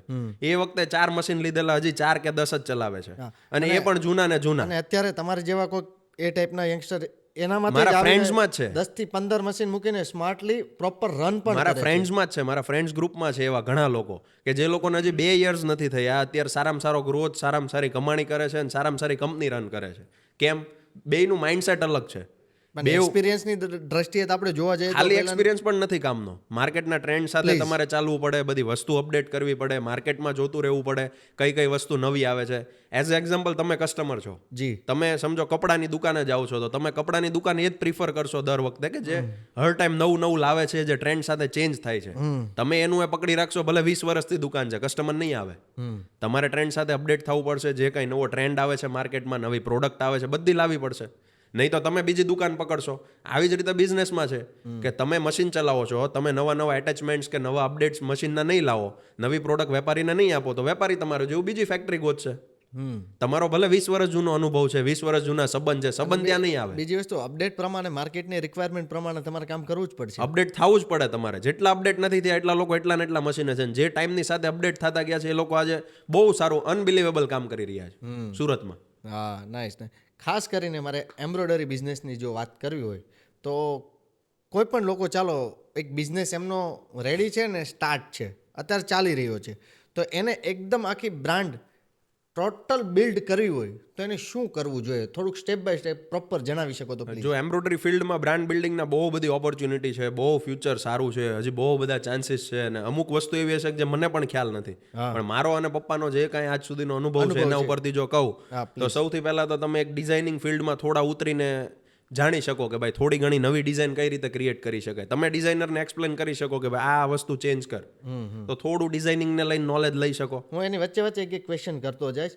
ઓકે, એ ડિઝાઇન નવી કેટલી રિક્વાયરમેન્ટ છે એ ક્યાંથી જાણવું? એ તો તમે માર્કેટમાં કોઈ એક્ઝિબિશન વિઝિટ કરો છો, કોઈ નવા માર્કેટ વિઝિટ કરો છો, નવા માણસોને મળો છો, નવી શોપ્સ, નવા બુટિક્સને વિઝિટ કરો તો જ આઈડિયા આવશે. ઓકે, સોશિયલ મીડિયા થ્રુ તમને આઈડિયા આવશે કયો ટ્રેન્ડ ચાલે છે, કઈ નવી વસ્તુ આવી છે. તો રેગ્યુલર વિઝિટ કરો, માર્કેટ સાથે અપડેટ રહ્યો, થોડુંક સોશિયલ મીડિયાનો પ્રોપર યુઝ કરો, તો તમને નવું અપડેટ આવતું રહેશે. તો તમે બીજી તમે એ જ કહેતા કે સ્ટેપ બાય સ્ટેપ કેટલું કરું? પહેલું તો તમે આ કીધું ડિઝાઇન બાબતે, બીજું શું કરવું જોઈએ? બીજું, તમે એક્ઝિબિશન કરીને પોતાની બ્રાન્ડ બનાવી શકો. તમે સોશિયલ મીડિયાનો યુઝ કરીને તમારી બ્રાન્ડને એક અલગ લેવલ પર લઈ જઈ શકો. ઓકે, સમજો તમારી પાસે પણ સારી વસ્તુ છે, તમે શું કરો, કોઈનું જોબ વર્ક કરો છો, જોબ વર્કની બદલે તમે સોશિયલ મીડિયા પર એવું બતાવો કે તમે મેન્યુફેક્ચરર છો, કોઈ પણ બ્રાન્ડને એનું જોબ વર્ક કરાવવું છે, તો ડાયરેક્ટ વેપારી સુધી કનેક્ટ થશો તમે. નહીં તો બધા શું કરે છે કે ભાઈ મારા રિલેટિવમાં કોઈ છે જેનું સારું કામ છે, એને ત્યાં જઈને કહીશ કે ભાઈ મને જોબ વર્ક આપો. એટલે માર્કેટનું જે જોબ વર્ક છે એ વાયા એમના થ્રુ તમને મળવાનું છે. એ જે બનાવે છે એ તમને આપશે બનાવવા કે મારા કરતાં તું બનાવ. પણ મેઇન બેનિફિટ ત્યાં છે કે તમે ડાયરેક્ટ વેપારીનું બનાવશો તો એ બધી કનેક્ટિવિટી તમને સોશિયલ મીડિયા થ્રુ મળશે. જ્યારે અમે શરૂ કર્યું ને ત્યારે અમને બહુ વેપારીના ફોન આવતા કે ભાઈ મને આવી કોઈ ફેક્ટરી આપો, મને કોઈ આવા માણસ સાથે કનેક્ટ કરાવો કે જે આવું ક્રિએશન વાળું કામ કરતું હોય. બધાને જરૂર તો છે જ, વેપારીને આવી નવી વસ્તુ જોતી જ છે. તમે એનો સરખો યુઝ કરીને સોશિયલ મીડિયા પર પ્રેઝન્સ બનાવો તો કસ્ટમર તમારી સુધી એ આવવાના જ છે. પણ તમે એમાં ને એમાં 4 મશીન છે ને 4 દિવાલ વચ્ચે તમે એનું એ કામ રિપીટ કરે જાવ, કાંઈ નહીં થાય. તમારે થોડુંક મગજ ખોલવું પડશે, થોડુંક સોશિયલ મીડિયા કાંઈ ને કાંઈ નાનો ચેન્જ કરીને કાંઈનું કાંઈ નવું કર્યા જાવ તો આરામથી તમને સારામાં સારો ગ્રોથ મળશે. ભલે તમારે માણસ વચ્ચે પણ તમને એનો ફાયદો પણ મળશે ને. ઓબ્વિયસલી મળે. તો એમ્બ્રોઇડરી બિઝનેસમાં પણ ચોક્કસ ટ્રેન્ડ ફોલો કરવો જ પડતો હોય છે. કરવો જ પડે, કેમ કે ફિલ્ડ જ આખી ડિઝાઇનિંગની છે. સમજો વોટર જેટ એરજેટ છે તો કેવું છે કે બેઝિક ફેબ્રિક બને છે, અને એમ્બ્રોઇડરી એટલે કેવું છે કે ઉપર કોઈ એડ ઓન કામ થયું, વેલ્યુ એડેડ ફેબ્રિક ને એમ્બ્રોઇડરી હોય કે બેઝિકલી એમાં યુઝ થાય. એટલે કાંઈ ને કાંઈ નવું ટાઈમ સાથે આપવું જ પડે કમ્પલસરી તમારે. એટલે એમ્બ્રોઇડરી ફિલ્ડમાં રહેવું છે તો ટાઈમ સાથે નવી વસ્તુ નહીં આપો તો તમે માર્કેટથી આઉટ થઈ જશો. લોકોના મનમાં એવા ઘણીવાર મિથ હોય છે કે આ બધું કરવાથી પણ ક્યારેક ફાયદો નથી થતો કે શું કામનું. તો એક્ઝેક્ટલી સીધો એક સવાલ એ જ પૂછું છું, રીલ્સ બનાવવાથી, વિડીયો બનાવવાથી કે એડ રન કરવાથી બિઝનેસને કેટલા ટકા આમ વધારે ફાયદો થતો હોય છે? અત્યારના લેવલે જ કહું છું. હું તો કહું છું 100%. ઘણીવાર કેવું છે, ફાયદા છે ત્યાં નુકસાન છે જ તે. એવું નથી કે ખાલી સોશિયલ મીડિયા પર આવી જાવ એટલે તમને ઓર્ડર્સ આવવા લાગશે. આ એક બ્રાન્ડ બનશે જરૂર, પછી બ્રાન્ડ બન્યા પછી કસ્ટમર તમારી પાસે આવે છે, કન્વિન્સ કઈ રીતે કરવું એ તો જાતે જ શીખવું પડશે. ખાલી કોઈ વિડીયો પોસ્ટ કરવાથી કે ખાલી ઇન્સ્ટાગ્રામ પેજ હેન્ડલ કરવાથી કે પેજને ગ્રો કરવાથી, એડ્સ રન કરવાથી બિઝનેસ નહીં મળે. કસ્ટમર તમારી સુધી આવશે, પછી કન્વિન્સ કેમ કરવો, તમારી ડિઝાઇન સમજો તમને એમ છે કે હું રીલ્સ બનાવીશ એટલે કોપી મારી દેશે, કાલ નવી બનાવો. તમારો એક ટેસ્ટ છે કે જે ટેસ્ટના લીધે વેપારી તમારી પાસે આવે, ટેસ્ટ મળવાનો છે. તમે તો એક સેમ્પલ, એક ઝલક બતાવો છો ખાલી એમનો વિડીયો પર, તો એ કસ્ટમર તમારી સુધી પહોંચશે, પછી કન્વિન્સ તો જાતે જ કરવો પડશે તમારે. અને તમે હમણાં વચ્ચે એક્ઝિબિશનની વાત કરી, તો અત્યારે એવું પણ હશે ને કે ઘણા તમે મોટા એક્ઝિબિશનમાં અત્યારે જઈ રહ્યા છો, તો તમને શું લાગે છે સુરતની દ્રષ્ટિએ ખાસ કરીને એમ્બ્રોઇડરી બિઝનેસના કેટલા ઓનર્સ એમાં પાર્ટિસિપેટ લેતા છે, કેટલા ટકા આમ લેતા છે, કેટલા ટકા નથી લેતા? જો મશીન ચલાવવાવાળા હોય ને તો લગભગ 1 થી 2% લોકો એવા હશે કે જે લોકો એક્ઝિબિટ કરે છે અને પોતાની બ્રાન્ડ એક અલગ લેવલ પર લઈ જવા માટે મહેનત કરે છે. હા, બહુ ઓછા. મારા ઓળખીતામાં ગણીને 10 જણા હશે કે જે લોકો એક્ઝિબિશન કરે છે, વેપારીઓને બતાવે છે કે અમે શું છીએ. બધા કહે છે કે 3 મહિના મંદી છે, તો મંદીમાં નવા સેમ્પલ્સ બનાવો, નવું ક્રિએશન બનાવો અને x amount of product ready કરો. જ્યારે એક્ઝિબિશનમાં જાઓ છો ત્યારે ખરેખર બુટિક ઓનર્સ છે, અમુક હોલસેલના વેપારી છે, એને એ ફેબ્રિક જોઈએ જ છે. એ ત્યારે ગોતતા જ હોય છે. તમે નહીં બતાવો તો કોઈ બીજા બતાવી દેશે, એમની સાથે કનેક્ટ થશે. તમે એક્ઝિબિટ કરો, એક ટાઈમ એક્ઝિબિશન કરવાનો ખર્ચો તમારો 25 થી 50 હજારની વચ્ચે આવે, તો 50,000 રૂપિયાનો સાહસ તો તમે બિઝનેસમાં આવ્યા છો તો કરવો પડે. જો રિઝલ્ટ મળી ગયું, 2 વેપારી નવા મળી ગયા, તો આખા વર્ષનું તમારું કામ એ લઈ લેવાના છે. આ સાહસ કોઈ નથી કરતું. એ 50,000 રૂપિયા અઘરા લાગે છે બધાને કે ભાઈ એક્ઝિબિશન કર્યું, નહીં ચાલ્યું તો કંઈ બીજું ટ્રાય કરશું. વાહ, આખો ધંધો તમે લઈને બેઠા છો એટલા કરોડનો કે એટલા લાખનો, એની ઉપર તમને રિસ્ક નથી લાગતું. આ 50,000 રૂપિયા ઉપર રિસ્ક લાગે છે, અને જે ખૂબ જ ફાયદાકારક છે. હા, ફાયદાકારક. અરે નથી ફાયદાકારક તો આજુબાજુના સ્ટોલ વાળા સાથે ઓળખાણ થશે, એક નેટવર્ક બિલ્ડ થશે કે ભાઈ મારી ફિલ્ડનો કોઈ માણસ છે, આ માણસ છે જે આ જગ્યાએ આવું કામ કરે છે, આજે નહીં તો 5 વર્ષ પછી કોન્ટેક્ટ થવાનો છે. અમે એક્ઝિબિશનમાં 2010-11માં કરેલા એક્ઝિબિશન વાળા હજી કોઈના કોઈ આપણા કોન્ટેક્ટમાં આવે છે કે ભાઈ હું 2010માં તમારો એ વખતે તો એક્ઝિબિશનને મેળા જેવું લાગતું, વનિતા વિશ્રામને ત્યાં અમે જાતા પપ્પા સાથે. એ મેળામાં આવેલા લોકો આજે અમને કોન્ટેક્ટ કરે છે કે ભાઈ 2010માં તમારું કાર્ડ લીધેલું, કિશોરભાઈ કરીને બેઠા હતા ત્યાં એમ. હા. એટલે ઇનડાયરેક્ટલી ફાયદો મળે જ છે એબ્સોલ્યુટલી. વાહ, એટલે એ તમે કીધું એમાં થોડુંક મને આમ તેમ લાગ્યું કે 1 થી 2% એટલે એમાં વધારો થવો જોઈએ. ઓબ્વિયસલી થવો જોઈએ. હું તો એ પ્રમોટ કરું છું. કોઈને પણ એક્ઝિબિશન વિશે જાણકારી જોઈએ છે, સોશિયલ મીડિયામાં પોતાનું પેજ કઈ રીતે ગ્રો કરવું, એની માટે ઓલવેઝ હું ફ્રી છું, ઓલવેઝ ઓપન. એની ટાઈમ તમે લોકો ફ્રી કન્સલ્ટ કરી શકો છો મને. હું તમને હેલ્પ કરવા માટે જ છું. મને એવું છે કે બધા પોતાની બ્રાન્ડ બનાવો, બધા સોશિયલ મીડિયા પર પ્રેઝન્સ બતાવો અને સારામાં સારું કામ કરો. અને હું તો પર્સનલી કહું છું, જો વરુણભાઈ કહે છે તો પ્લીઝ એમનો ફાયદો તમે ઉપાડો. અને વરુણભાઈ, મારે એક એ કહેવું હતું કે શહેર લેવલે કયા એક્ઝિબિશન થાય છે અને ક્યારે થાય છે, જો કહી શકો તો. ઓકે, શહેર લેવલે, સ્ટેટ લેવલે અને કન્ટ્રી લેવલે તમે એમ્બ્રોઇડરી મશીનરીનું પૂછો છો કે ફેબ્રિકનું પૂછો છો? બંનેનું તમે કહી શકો. કેમ કે એઝ અ સમજો મારા કોમ્પિટિટર્સ છે એ લોકો માટે એમ્બ્રોઇડરી મશીનના એક્સપો અલગ અલગ સુરત લેવલે થાય છે, Okay. ગુજરાત લેવલે થાય, ઇન્ડિયા લેવલે અને ઇન્ડિયાની બહાર પણ થાય છે. ઓકે. તો હું તો જે આપણે મેઇન ઓડિયન્સ ને મારા કસ્ટમર્સ કોણ છે કે જે લોકો મારી પ્રોડક્ટ યુઝ કરે છે, જે ફેક્ટરી ઓનર્સ છે, હા જી, જે લોકો ફેબ્રિક પ્રોડ્યુસ કરે છે, એની માટે તો બહુ મોટી ઓપોર્ચ્યુનિટી છે. અમારું કામ તો શું છે, ચાઇનાથી લાવ્યા ને અહીંયા વેચ્યું. એમનું કામ છે પોતે મેન્યુફેક્ચરર છે, આખા વર્લ્ડ એમની માટે માર્કેટ છે. દરેક જગ્યાએ દરેક મહિને એક્ઝિબિશન હોય જ છે. તમે ધીરે ધીરે સાહસ કરો, એક એક્ઝિબિશનમાં રિઝલ્ટ મળ્યું, કાલે બીજું કરો, ન મળ્યું તો કંઈ નવું વિચારો. સમજો દુબઈ છે, બહુ બધા કન્ટ્રી છે, યુરોપિયન કન્ટ્રી છે, અમેરિકન કન્ટ્રી છે, બધા કન્ટ્રી તમારી માટે માર્કેટ છે. એમાં રિસેન્ટલી હમણાં આપણી ગવર્મેન્ટની જે ટ્રેડ થઈ અલગ અલગ કન્ટ્રીઝ સાથે, ઝીરો ટ્રેડ છે કે અમુક કોમન ટેરિફ છે, એના લીધે બહુ બધા નવા માર્કેટ ખુલ્યા છે. આવતા 5 વર્ષમાં મને તો આ માર્કેટ હજી 3 ગણું લાગે છે. એટલે દરેક લોકોને અત્યારે એવું થાય છે કે બહુ બધા એમ્બ્રોઇડરી મશીન આવી ગયા એટલે હવે મંદી આવશે, હવે માર્કેટ પૂરું થઈ ગયું. પણ એની સામે ડિમાન્ડ જ 3x થઈ છે, જ્યારે મશીનરી 2x પણ નથી આવી. તો જ્યારે માર્કેટ ચાલવાનું શરૂ થશે ત્યારે બધાને એ શોર્ટ જ થશે, એ સપ્લાય જ નહીં કરી શકે એ ક્વોન્ટિટી. તમને એક એક્ઝિબિશન એવો ગુજરાતનો જે તમને બહુ જ ફાયદો આપ્યો હોય એ કયો?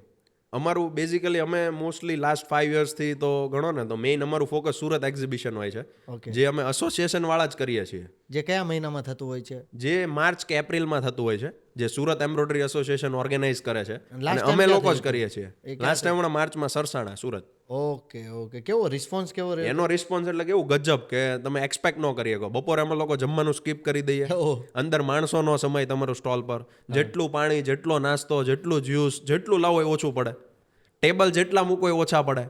એક સાથે સવારે સમજો આપણો 10 વાગ્યાનો ટાઈમ છે તો બહાર કેવું હોય કે અમે લાસ્ટ ટાઈમ એક જયપુર એક્ઝિબિશન કર્યું હતું, તો ત્યાં ટાઈમ લખ્યો હોય કે 10 વાગે એક્ઝિબિશન શરૂ થશે, એટલે 11-12 વાગે ધીરે ધીરે 2-5 જણા આવે, 10 જણા આવે, એક્ઝિબિશન સાંજે પૂરું. 10 થી 20 વિઝિટર આવે ખાલી ને ખાલી. એની સામે ઓછા પૈસા રોકીને મેં અહીંયા સ્ટોલ લીધો છે સુરત. એટલા લોકો આવશે, 10 વાગે ઓપનિંગ હોય ને 9:30 ત્યાં લાઈનમાં ઊભા રહી જશે કે ભાઈ અમારે કાંઈ સારું જોવું છે. અંદર એક ધગશ છે સુરત વાળાને, વાહ. જે 12 વાળાને એ છે જ નહીં. 9:30 થી લોકો લાઈનમાં ઊભા રહી જશે કે ભાઈ ગેટ ખોલો, ગેટ ખોલો. સાંજે 6 વાગે નવું ક્લોઝ જાણવું છે, થાય, નવું કંઈક કામ કરવું છે. બધાને નવું કરવું છે. સાંજે 6 વાગે ક્લોઝ થાય ને 6 વાગે લાઈન હોય, 6 વાગે એમ કેવું પડે કે ભાઈ હવે કાલ આવજો, ક્લોઝ થઈ જશે, નકર સાંજે બંધ ન અંદાજે કરી શકે. કેટલા હજાર પબ્લિકે અહીંયા વિઝિટ કરીએ છે? લાખોમાં. મારે એક એમ્બ્રોઇડરી બિઝનેસ છે, ઓકે. મને ભાઈ ક્યાંય ખ્યાલ જ નથી કે મારે કયા એક્ઝિબિશનમાં જવું જોઈએ, કેટલા એક્ઝિબિશન ક્યારે થાય છે, મને કાંઈ જ જાણકારી નથી. ઓકે. તો હવે મારે જાણકારી જોતી છે. એકદમ ગૂગલ સામાન્ય કરો, સવાલ. ગૂગલ કરો fabric exhibition India, fabric exhibition Surat, okay. Mumbai, દરેક જગ્યાએ હરેક મંથમાં એક્ઝિબિશન થાય છે. ઘણા એવા પ્લેટફોર્મ હોય છે, ઘણી એવી વેબસાઇટ્સ હોય છે કે જેમાં એક્ઝિબિશનનું લિસ્ટ હોય છે. એમાંથી તમને જે સારી લાગે, હું તો કહું એક્ઝિબિટ કરો એ પહેલાં એકવાર વિઝિટ તો કરો. તમારો ખર્ચો કેટલો છે, રિસ્ક કેટલું છે, આવવા જવાની ખાલી ટિકિટ છે. સવારે જઈને સાંજે પાછા આવી જાવ, ત્યાં જોવો તો ખરી કે માણસો શું કામ કરે છે, કયા લેવલ પર આ બિઝનેસ છે. આપણે તો શું કરીએ છીએ, 4 મશીન કોકનું જોબ વર્ક કરીએ છીએ, સાંજે ઘરે આવી જઈએ છીએ. 10 વર્ષ થાય એટલે 4 ના 8 મશીન થાય છે.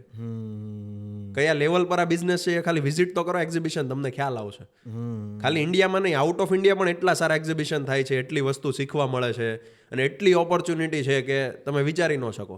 પણ લોકોને કાંઈ કરવું નથી. અરે એટલીસ્ટ તમે તમારી સીટ ઉપરથી ઊભા થઈને એકવાર જાઓ ખરા. હા, ખાલી જઈને જોવો એકવાર છે ને. તમારે રિસ્ક કેટલું છે, 2-5 હજાર આવવા જવાની ટિકિટનું છે, એટલું તો રિસ્ક લ્યો. હવે એ પણ નથી લેવું તો પછી કોઈ આવીને તમારો હાથ નહીં પકડે કે ભાઈ તમે અમારો માલ બનાવી આપો. એટલે એક વસ્તુ બહુ મને સરસ લાગી. આપણે આ વાત એટલા માટે ખાસ કરીને આ ટોપિક ઉપર વધારે ભાર દેવામાં આવ્યો કે જે પણ લોકો આપણે જોઈ રહ્યા છે, એનો સમય આપણે આપી રહ્યા છે, તો એને કંઈક ને કંઈક વેલ્યુ એનામાં એડ થવી જોઈએ. હા, એટલે કદાચ જો એક્ઝિબિશનમાં જતા થયા અને એનું ફૂલ ક્લિયર થઈ જશે તો એમના માટે બહુ ફાયદાકારક રહેશે. બધા માટે હું તો કહું છું. તમે હજી બિગનર છો, હું તો કહું છું તમારી ફિલ્ડનું પણ નથી તો પણ જાઓ, વિઝિટ કરો, જઈને જોવો તો ખરી. એવું તો કઈ છે નહીં કે આ જ હા, field માં મારે ખાલી કેવું આવી છે, હું શકે. કોઈ પણ જગ્યાએ જાઉં તો સમજો એની એક્ઝેક્ટ બાજુમાં કોઈ બીજો પણ એક્ઝિબિશન છે, જઈને જોવો ક્યારે કઈ વસ્તુ ક્લિક થાય, ક્યારે કામમાં આવે, થોડી આઈડિયા છે.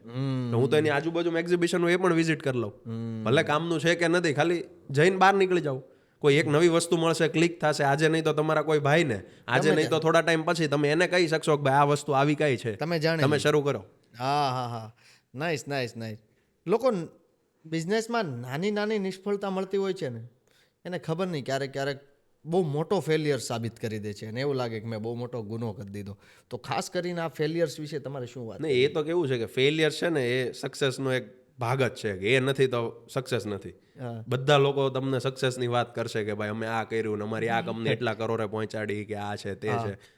અમે પણ પહોંચાડી છે, પણ એની પાછળ જે ફેલિયર છે ને એની કોઈ વાત જ નહીં કરે. આજ સુધીમાં તમે ગણો એટલા એક્સ અમાઉન્ટ ઓફ અમે તો બિઝનેસ કરી લીધા. દરેક જગ્યાએ દરેક વર્ષે કંઈ ને કંઈ નવું સાહસ કરતા હોય, એમાં ઊંધા પણ પડતા હોય. એને ભૂલી જવાનું, આપણું જે છે એ કન્ટિન્યુ રાખવાનું. એ તો તમે નવું કરશો જ નહીં તો નવી કોઈ ઓપોર્ચ્યુનિટી આવી અને તમારે ગ્રેબ કરવી જ પડશે. તમે ગ્રેબ જ નહીં કરો અને આમ વિચારશો કે ભાઈ એમાં ફેલ જઈશ તો એ તો ફેલ જાવ પછીનું છે. કાંઈ નહીં તો એક્સપિરિયન્સ તો મળ્યો. તમે મેક્સિમમ વાર ટ્રાય કરો. હું તો કહું છું એ ઓપોર્ચ્યુનિટી પૂરી થઈ જવી જોઈએ કે બધી મેં ટ્રાય કરી લીધી છે, હવે કાંઈ છે જ નહીં. એમાંથી એક કે બેમાં તો તમને કાંઈ મળશે રિઝલ્ટ. તમારો પર્સનલ કોઈ એક્સપિરિયન્સ તમે શેર કરશો કે ભાઈ તમારો, મારે બેસ્ટ તો ન કહેવાય પણ તમારો એવો ફેલિયર જે તમને એને બહુ શીખવાડ્યું હોય કે હા ઓકે ડિરેક્શન ફિક્સ કરી દીધું હોય કે હવે મારે આ જ કરવું છે? પહેલાં હું છે ને એક ટ્રેડરને ત્યાં જતો જેનું સાડી મેન્યુફેક્ચરિંગનું કામ હતું. ઓકે. મોડલિંગ કરીને એ લોકો વેચે છે. ખૂબ અનઓર્ગેનાઇઝ હતું એટલે મેં હું નોટ્સ બનાવતો એ ટાઈમ પર કે ભાઈ આ ભૂલ છે. કાલે ઓનર મને બેસાડીને કહે કે ભાઈ તું શું શીખ્યો, તો મારી પાસે લિસ્ટ હોવું જોઈએ. હું એને કહી શકવો જોઈએ કે ભાઈ અંકલ આ વસ્તુ તમે ચેન્જ કરો ને તો કંપની એક સારા લેવલ પર જાય. છેલ્લે કાંઈ નહીં તો મને એઝ એમાં માણસ રાખી લો કે હું એ ચેન્જીસ કરીશ. હું કરી શકીશ. અને એ કેવું બેઝ લેવલ પર મેં જાણ્યું હતું કે શરૂઆતમાં એમણે કંપનીમાં એવું કીધું હતું કે ભાઈ મારા રિલેટિવ કોઈ આવશે તમે એને ટ્રેન કરજો. એટલે એ લોકોને આઈડિયા નહીં કે આ કયા લેવલથી આવે છે, કોનો સન છે, કાંઈ. એટલે બેઝિક લેવલે પેકિંગ, સામાન ઉપાડવાનો, પાણી આપવાનું બધા જ કામ કર્યા ત્યાં. પછી 10 દિવસ પછી એ પણ એક મજાની સ્ટોરી છે. પ્લીઝ. આ ટ્રેડરને ત્યાં જતો, બધા કામ કરતો નાના મોટા, પાણી આપવાનું, સાડી સંકેલવાની, સાડી બતાવવાની, બધું. તો જ આપણને ખબર પડે કે કયા એમ્પ્લોયને શું તકલીફ છે, બેઝ લેવલ પર શું એનું સોલ્યુશન આવી શકે. પછી બન્યું એવું કે 10 દિવસ હું ગયો માર્કેટ, એટલે 10 દિવસ બધા કામ કર્યા, એ લોકોને અંદાજો નહીં. 10 દિવસ પછી ધીરે ધીરે હું શીખી ગયો કે ભાઈ ભાવ કઈ રીતે આપવાનો, સાડીનો ઓર્ડર ફોર્મ કઈ રીતે બનાવવાનું, પેમેન્ટ ટર્મ્સ કેમ લખવાની. એ લખતો હતો અને હું ઊભા એ બનાવતો હતો. અને સામે કોઈ વેપારી આવે છે, એ વેપારીએ પપ્પાએ ક્યાંય મૂકેલો ફોટો જોયો હશે મારી સાથેનો કે ભાઈ તમે કેમ અહીંયા? કીધું બસ અહીં શીખવા આવું છું. અને એ પેલા ભાઈ જોવે છે જે ત્યાં મેનેજર છે એ કે ભાઈ આની પાસે તો હું બધા બેઝિક કામ કરાવું છું. હા, એટલે એ ભાઈ જોવે છે મને કે ભાઈ આ ભાઈ એને પૂછે છે કે તમે તો આ છો, તમારા પપ્પા તો આ છે, તમારી આની કંપની છે. એ દિવસે ભાઈને ક્લિક થાય છે. પેલા ભાઈને ખબર જ નહોતી. હા, એ ભાઈને ખબર જ નહોતી કે હું કોણ છું, ક્યાંથી આવું છે. એને એમ હતું કે કોઈને મોકલા છે શેઠે એટલે એની પાસે કામ કરાવવાનું છે, એમ્પ્લોયમાં રાખવાનો છે. ઓકે. પછી એ ભાઈ બધી ઓળખાણ આપીને એમની સાથે મને મળાવ્યો કે આનો સન છે, આનું કામ છે, આ તે. બીજા દિવસથી સીધો મને ચેર પર બેસાડ્યો કે ભાઈ તમારે મેઇન ઓફિસમાં બેવાનું છે, તમારે આ મેનેજ કરવાનું છે. એટલે આખો એ પણ ચેન્જ થઈ ગયો. પણ મારે એ પણ એક્સપિરિયન્સ લેવો હતો કે ભાઈ બેઝ લેવલે કોઈ એમ્પ્લોય છે જે મારે ત્યાં અત્યારે કામ કરે છે, સમજો બેઝિક કામ, તો એને શું ફીલ થાય છે, એનો શું એક્સપિરિયન્સ છે, એ શું પ્રોબ્લેમ ફેસ કરે છે, બધું બેઝ લેવલથી મેં ફીલ કર્યું છે. ખાસ કરીને આપણે એમ્બ્રોઇડરી બિઝનેસની જ વાત કરીએ તો આમાં નેટવર્કિંગ કેટલું મહત્વનું છે ને કેટલું જરૂરી છે? બહુ મહત્વનું છે નેટવર્કિંગ. તમે જેટલા લોકોને મળશો એટલા લોકો તમને એનો એક્સપિરિયન્સ શેર કરશે, એમના કોઈ કોન્ટેક્ટ છે. સમજો તમને કોઈ એવો વ્યક્તિ મળે છે કે જેનું બહુ મોટું કામ છે, જે તમારી કમ્પેરમાં બહુ જ દૂર છે તમારાથી. તમે 2 મશીન ચલાવો છો, એ ભાઈને 200 એમ્બ્રોઇડરી મશીન છે, 100 જેકાર્ડના મશીન છે, water jet, air jet, fabric manufacturing ખુદનું છે. છેલ્લે વર્ટિકલ ઇન્ટિગ્રેશન છે કે જે એનું પ્રોડક્ટનું કેટલોગ શૂટ કરીને એ પોતે વેચે છે માર્કેટમાં. એને ખરેખર જરૂર છે કે ભાઈ મારે આવું કોઈ ક્રિએશન બનાવતું હોય ને તો મારે એને કામ આપવું છે. તમે નેટવર્કિંગ કરશો જ નહીં તો એ તમારી પાસે સામેથી થોડા આવશે. તમે નેટવર્કિંગ કરશો, કન્ટિન્યુઅસ નવા લોકોને મળશો, તો તમને થોડા ટાઈમે કોઈ નવો વ્યક્તિ મળશે જે તમને માર્કેટ કરતાં સારો રેટ આપશે, તમારી વેલ્યુ કરશે, પેમેન્ટ ટર્મ્સ પણ એની સારી છે, નથી વચ્ચે તમારે કોઈ બ્રોકર. તો ડાયરેક્ટ તમે એ કોન્ટેક્ટમાં આવીને સારામાં સારું કામ કરી શકો. એ 2 મશીનથી ક્યારે 20 મશીન પહોંચી જશો એમના સપોર્ટથી તમને આઈડિયા જ નથી. એટલે નેટવર્કિંગ એ તો બેસ્ટ એક ઓપોર્ચ્યુનિટી ગણો કે બેસ્ટ વસ્તુ છે કરવા માટે, જે દરેકને કામ આવે. એમ્બ્રોઇડરી બિઝનેસ સાથે સંકળાયેલા હોય તોય ભલે, ન હોય તોય ભલે. ડિપેન્ડ તમારી ઉપર છે. હા, તમારા પર ડિપેન્ડ કરે. તો અત્યારે સુરતમાં ખાલી આપણે વાત કરીએ, સુરતમાં એમ્બ્રોઇડરી બિઝનેસની વાત કરીએ તો એ પ્લસ છે કે થોડુંક ડાઉન છે? ઓલવેઝ પ્લસ છે. કેવું છે કે કોઈ પણ ધંધો હોય ને, એટલે જ્યારે મેં જોઈન કર્યું ત્યારે પપ્પાએ એવું કીધેલું કે ભાઈ દરેક ધંધો 6 થી 9 મહિનાનો છે, 12 મહિનાનો કોઈ ધંધો નથી. પણ જે દિવસથી મેં જોઈન કર્યું ને એ દિવસથી મેં હંમેશા પ્લસ 12 મહિનાનો ધંધો મેં જોયેલો છે પર્સનલી. જે લોકોને ક્રિએશન, મારા ઘણા ફ્રેન્ડ્સ છે અત્યારે જે મારા કસ્ટમર્સ પણ છે અને ફ્રેન્ડ્સ પણ છે. હું એમને ત્યાં રેગ્યુલર બેસું છું, એમની ફિલ્ડ પર જોઉં છું કે એ લોકો શું ફેસ કરે, એમના વેપારી સાથે બેસું છું, માર્કેટનો શું રિસ્પોન્સ છે, આગળ જતા શું ચાલશે. એનાથી મને પણ બહુ હેલ્પ થાય છે. હું પણ નેટવર્કિંગ કન્ટિન્યુઅસ કરું છું. તો કેવું છે કે એ લોકો એમ કહે છે કે અમારે ક્યારેય મંદી આવતી જ નથી. સમજો 3 મહિના મંદી છે તો મંદી નથી, તમને શાંતિ મળી છે, તમને કાંઈ નવી વસ્તુ બનાવવા માટે ટાઈમ મળે છે, કાંઈ નવું. ઓલું કેવું છે, આખો દી ફૂલ ફેઝમાં ચાલતું હોય ને એટલે તમે કોઈ નવું વિચારશો જ નહીં. સવારે આવ્યા, સાંજે નીકળી ગયા, કામ પતાવીને પતી ગયું. કોઈ નવા એક્ઝિબિશન જવું છે, નવી જગ્યાએ જવું છે, નવા લોકોને મળવું છે, નહીં કરો. નવી ડિઝાઇન ડેવલપ કરવી છે, કેમ કે જૂની ચાલે છે. એટલે તમે નવું અપડેટ જ નહીં લાવો. તમારી જાતને એક ઓફિસમાં બંધ કરીને એસી નીચે બેસાડી નથી લેતા. તમે ફરો માર્કેટમાં કન્ટિન્યુઅસ, તો તમને ખબર પડશે કે આ નવી વસ્તુ આવી છે, આ મારે શરૂ કરવું જોઈએ, આ કરવું જોઈએ. તો તમારી માટે 3 મહિના છે, સમજો મંદીના એક્ઝામ્પલ, એ મંદી છે જ નહીં. તમારી પાસે તો ઓપોર્ચ્યુનિટી છે નેક્સ્ટ સિઝનની તૈયારી કરવાની. નવું મટીરિયલ ટ્રાય કરો, નવા લોકોને મળો, નવો સ્ટાફ હાયર કરો, નવા એક્ઝિબિશન વિઝિટ કરો. તો તમારી માટે તો 12 મહિનાનો ધંધો છે. એ તો તમારી એક વચ્ચેનું એક પાર્ટ કહેવાય બિઝનેસનો, એવી વસ્તુ છે. તો મારા હિસાબે તો આજ સુધીની હિસ્ટ્રીમાં પ્લસ જ થયું છે. જો તમે ઓપન નહીં રહ્યો માર્કેટથી, કે ઓપન માઇન્ડેડ નવું શીખવા માટે હંમેશા તૈયાર નહીં રહ્યો, તો તમારી માટે માઇનસ થશે. બાકી ઓલવેઝ દરેક ઇન્ડસ્ટ્રી પ્લસ જ થઈ છે. અત્યારે આમ સુરત લેવલે કેટલા મશીન આમ મહિને આવતા હશે? એમ એક્ઝેક્ટ ડેટા તો હું ન કહી શકું, પણ લાસ્ટ યર તમે સુરતમાં ઇમ્પોર્ટેડ મશીન્સનો જો ડેટા કસ્ટમ એકોર્ડિંગલી કહું તો લાસ્ટ યર 15,000 મશીન ઇમ્પોર્ટ થયા છે ખાલી સુરતમાં. અને ઓવરઓલ તમે ટોટલ નંબર ઓફ મશીનની વાત કરશો તો સુરતમાં 2 લાખથી વધારે મશીન ચાલે છે. એટલે બહુ મોટી એક અમાઉન્ટ છે કે જે આખા ઇન્ડિયાભરમાં હાઈએસ્ટ હશે સુરતમાં. અમારી પાસે માર્કેટ 95% સુરત છે ને 5%માં દિલ્હી, કોલકાતા, જયપુર, અમદાવાદ બધાનું ટોટલ 5% છે. આમ આપણે આખા ભારતની વાત કરીએ તો કયા રાજ્યમાં સૌથી વધુ એમ્બ્રોઇડરી મશીન ચાલતા છે? સુરત. ગુજરાતમાં સુરત, એ પણ પર્ટિક્યુલર સુરત જેટલું ક્યાંય માર્કેટ નથી.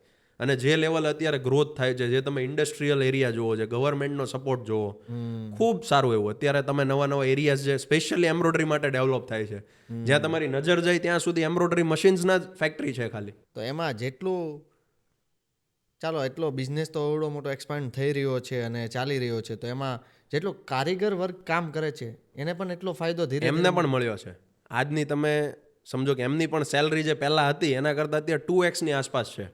એ લોકોએ ક્યારે એઝ્યુમ નહોતું કર્યું કે ભાઈ એમ્બ્રોઇડરી મશીન ચલાવીને અમે જે સેલરી મેળવશું એ આઈટીમાં નવા ભણીને જે જોબમાં લાગે છે એ લોકોની પણ સેલરી કરતાં વધારે છે. અત્યારે એન્જિનિયર લોકો એ અમાઉન્ટની સેલરી પર છે કે જે ક્યારેય આઈટી વાળા કે કોઈ પણ નવા ભણેલા કોઈ સ્ટુડન્ટ્સ આવે છે એમને ઇનફ લાગે છે. એવું કામ તો એમ્બ્રોઇડરી મશીન વાળા કરી, એટલે એ સેલરીનું કામ તો એ લોકો કરી બતાવે છે. તો મેન ખાસ કરીને શિવાની એન્ટરપ્રાઇઝની અંદર એવા તો કેટલા પ્રકારના કેવા ડિવાઇસ છે જે તમે જૂના મશીનમાં ફિટ કરો તો તમને 100% ફાયદો મળશે અને તમને ગ્રોથ મળશે. એમાં કેવું છે કે દરેક વ્યક્તિનું કામ અલગ છે. મારું કામ સમજો લહેંગાનું છે તો લહેંગામાં જે વસ્તુની રિક્વાયરમેન્ટ છે એના એટેચમેન્ટ્સ મારે લેવા પડે.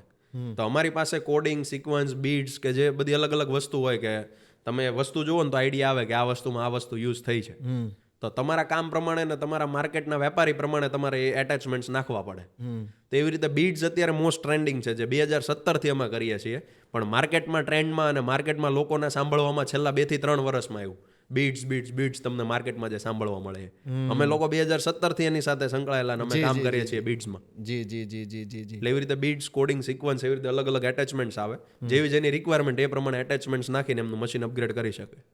એમાં પણ અમારે ઓળખીતામાં જેટલા મારા ક્લાયન્ટ્સ છે જે લોકો રેગ્યુલર અપડેટ થાય છે એ લોકો માર્કેટથી કંઈક અલગ પહેચાન બનાવી છે એ લોકોએ. હા. તમે લગભગ મને ખ્યાલ છે ત્યાં સુધી તમને ઇન્ડિયન લીડરશિપ એક્સિલન્સ એવોર્ડ 2026 પણ મળેલો છે. રિસેન્ટલી જ હમણાં મળ્યો, 3 મે મળ્યો.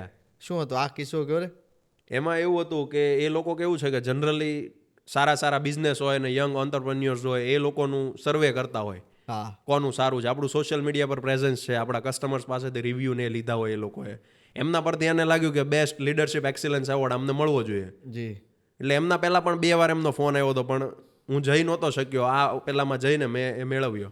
ખૂબ સારી વસ્તુ, ગર્વની વસ્તુ હતી મારી માટે. વાહ. કોઈ પણ તમને અચીવમેન્ટની પહેલાં ખાલી આપણે વાત કરી, અચીવમેન્ટ જ્યારે મળતું હોય છે લોકોને ત્યારે એની અંદર શું ચેન્જ આવતો હોય છે ખરા?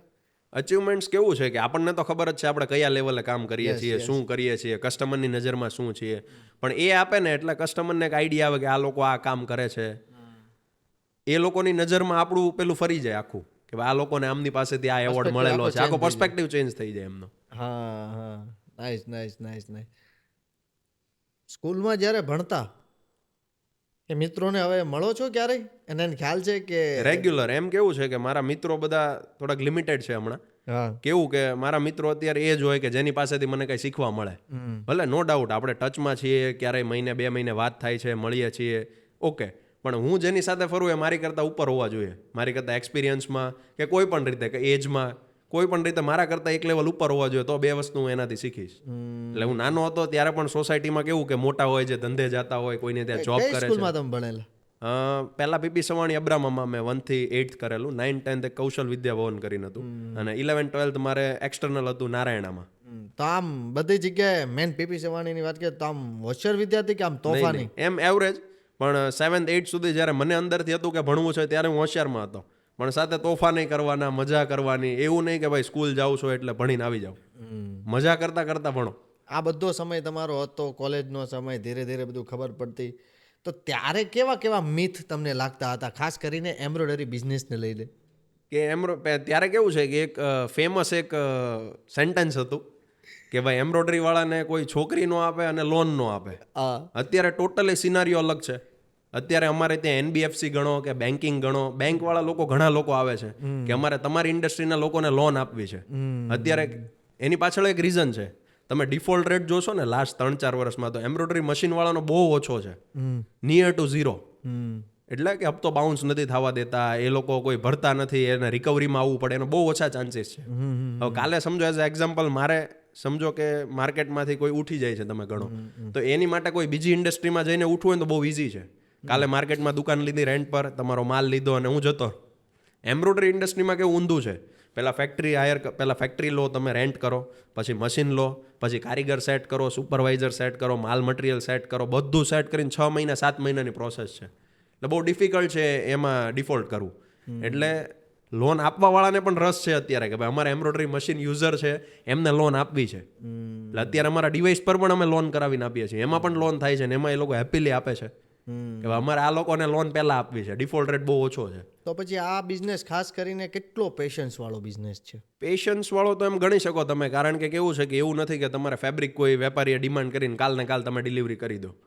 પહેલાં એનું ગ્રે લો, ગ્રેને ડાઇંગ કરો, ડાઇંગ કરીને એની ઉપર એમ્બ્રોઇડરી પ્રોસેસ કરો, પછી ચેકિંગ કરો, પછી ચેકિંગ કરીને ડિલિવરી. એટલે થોડું પેશન્સનું કામ છે, પણ થોડુંક પેશન્સ નો પણ હોવું જોઈએ મારા હિસાબે, તો જ તમે નવું ગોતશો, નવું જોતા રહેશો. આ બધું આવ્યું ક્યાંથી, આમ કોન્ફિડન્સ સાથે બોલવું ને એકદમ નિડરતા સાથે રન કરવું ને? એ બધું કેવું છે કે પહેલાંથી મારો શોખ થોડોક અલગ હતો અમારા ફેમિલીથી. પપ્પાને એ બધા કરતાં આખા ફેમિલીથી મારું માઇન્ડસેટ કંઈક અલગ જ હતું.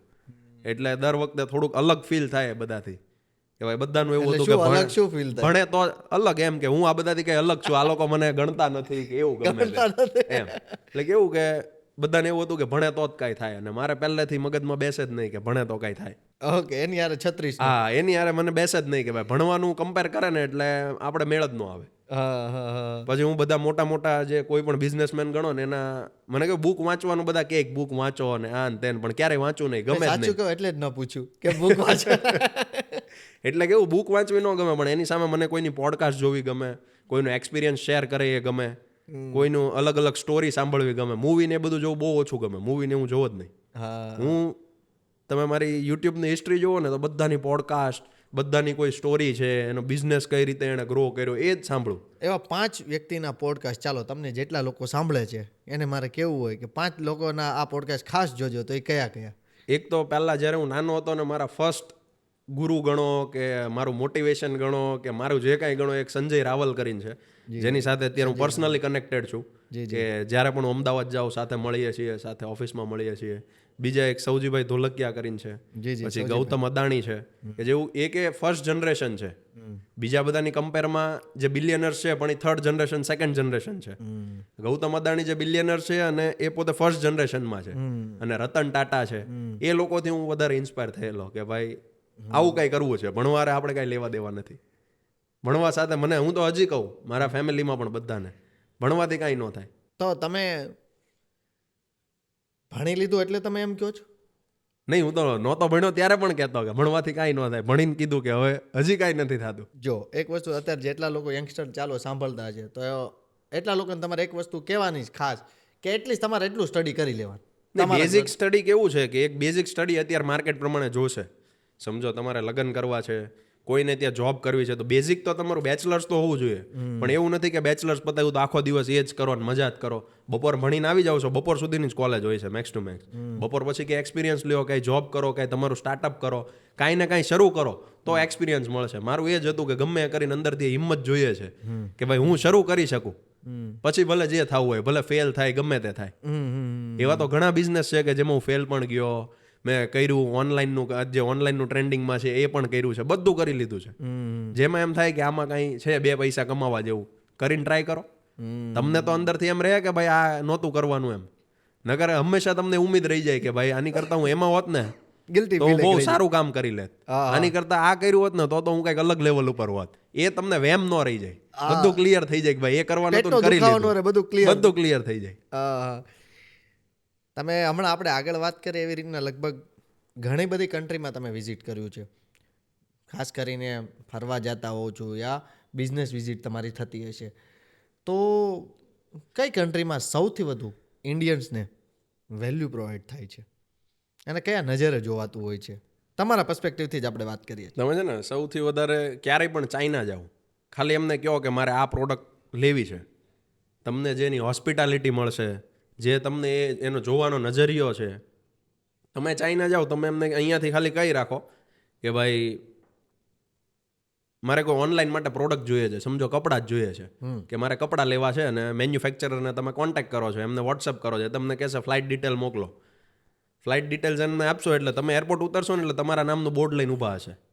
તમને ત્યાંથી પિક કરશે, હોટલ લઈ જશે, તમને પૂછશે 4 ટાઈમ જમવાનું એ લોકો પૂછશે તમને કે ભાઈ તમે જમ્યા કે નહીં, તમારે વેજીટેરિયન ખાવું છે, તમને ગમે એટલું ડિસ્ટન્સ હશે એ લોકો લઈ જશે. તમને જે શોખ છે એ વસ્તુ પણ લઈ જશે. આપણે કેવું છે, તમારે ટુ બી ફ્રેન્ક, તમારે ત્યાં કોઈ ગેસ્ટ આવે છે, ખાલી 24 કલાક તમારી સાથે રહે ને એટલે સાંજે તમને એમ થઈ જશે કે ભાઈ જતા રહી તો સારું. ભલે તમે કયો નહીં પણ એ ફીલ થાય.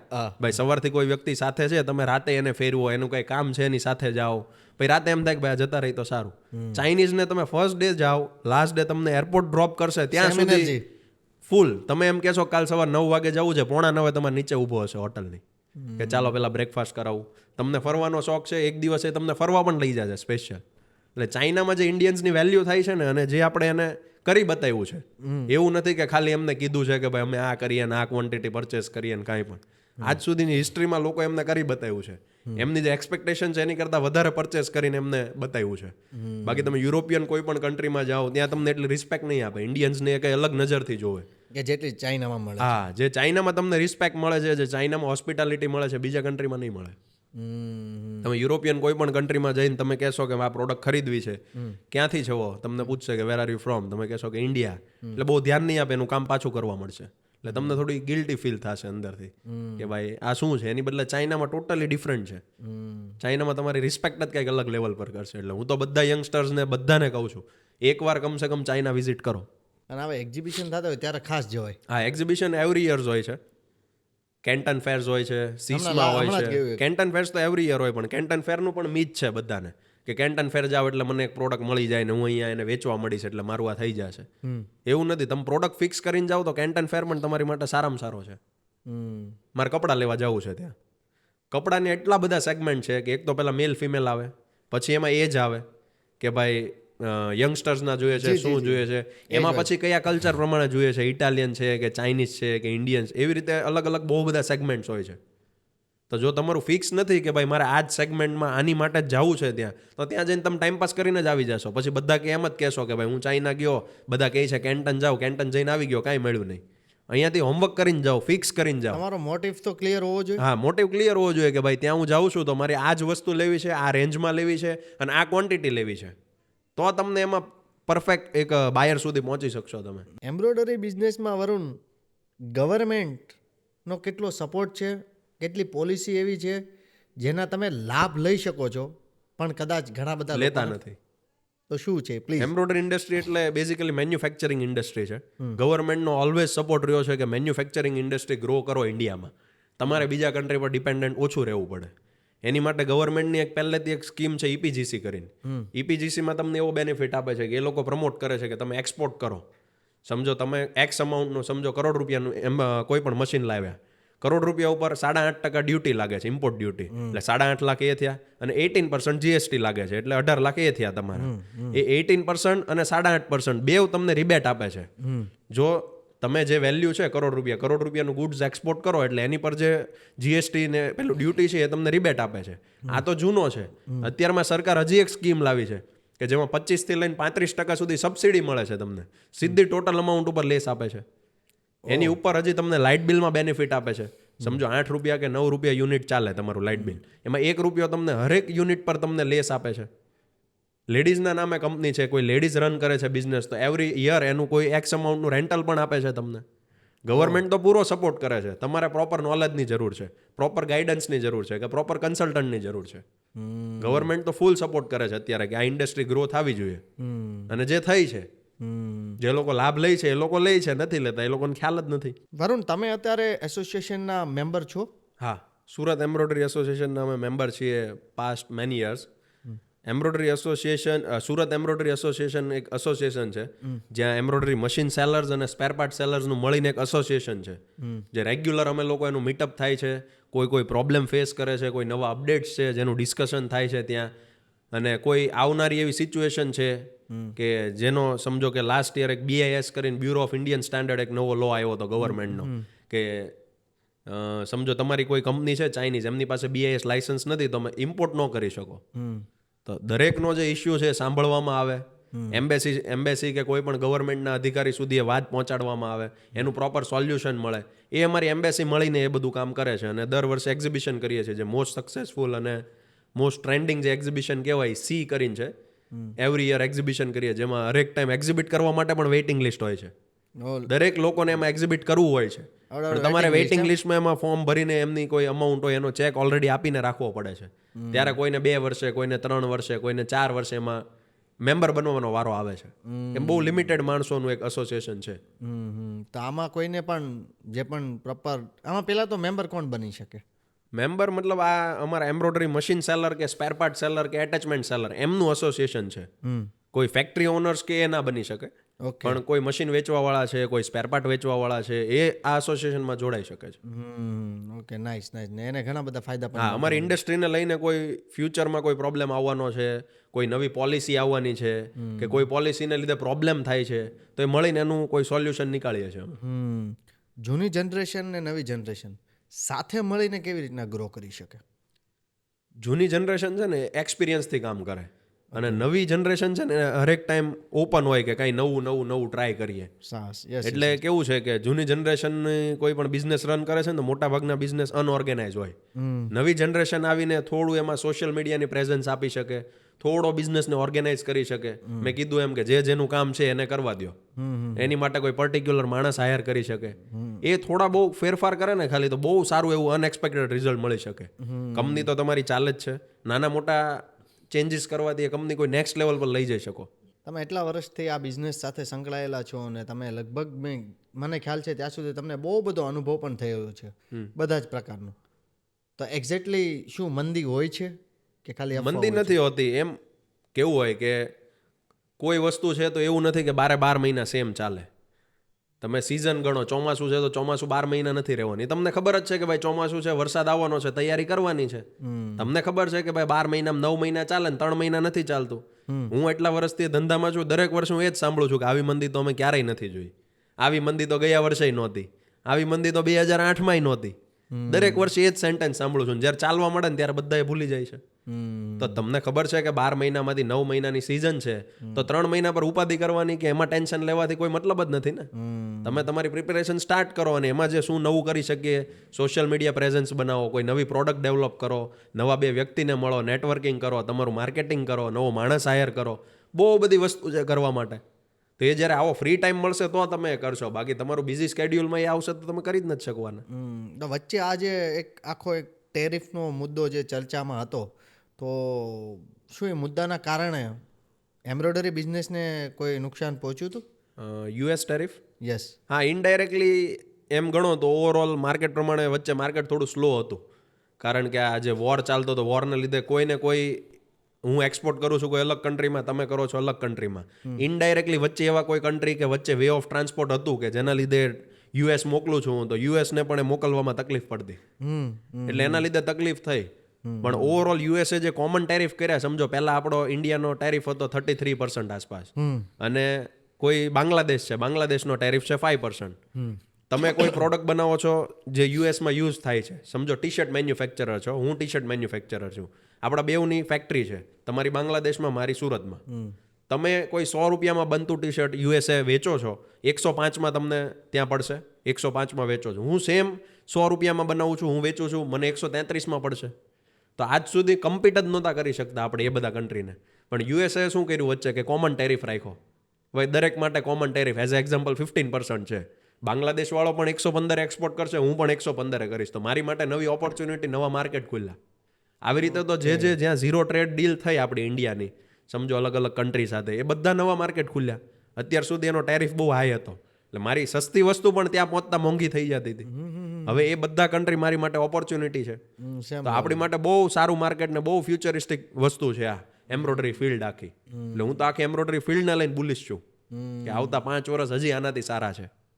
તો તમે આ બિઝનેસમાં જે પણ યંગસ્ટર છે એને તમે આમ શું કહેવા માગશો, કેટલી વસ્તુથી એને અવેર રહેવું પડે, ન્યૂઝ ખાસ કરીને?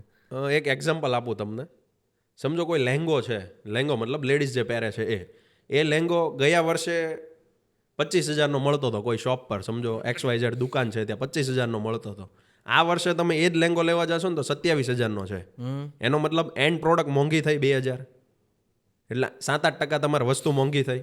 એની સામે ડોલર વધ્યો છે, મશીનની કોસ્ટ વધી છે, મટીરિયલની કોસ્ટ વધી, દરેક વસ્તુ મોંઘી થઈ છે. જ્યારે તમે જોબ વર્ક કરો છો, કોઈનો માલ બનાવો છો, તો તમારો જોબ વર્ક રેટ કેમ ઘટ્યો છે એ વિચારવાનું તમારે છે. ક્રિએટિવિટી તમે આપતા નથી, કોઈ ક્રિએશન બનાવતા નથી, નવી વસ્તુ તમે માર્કેટમાં નથી આપતા, તમારો જોબ વર્ક રેટ ઘટે છે ને સેલિંગ પ્રાઇસ હંમેશા વધી છે. તો એવું કેમ પોસિબલ છે એ વિચારવું જોઈએ દરેકને. તો એની માટે આપણે શું કરી શકીએ, એની માટે શું નવું આપી શકીએ વેપારીને, એ વિચારવાની વસ્તુ છે. તમે કહો છો કે આ છે મંદી છે, નથી ચાલતું, માર્કેટ ડાઉન છે, આ છે, એન્ડ પ્રોડક્ટ પ્રાઇસ કેમ વધી છે?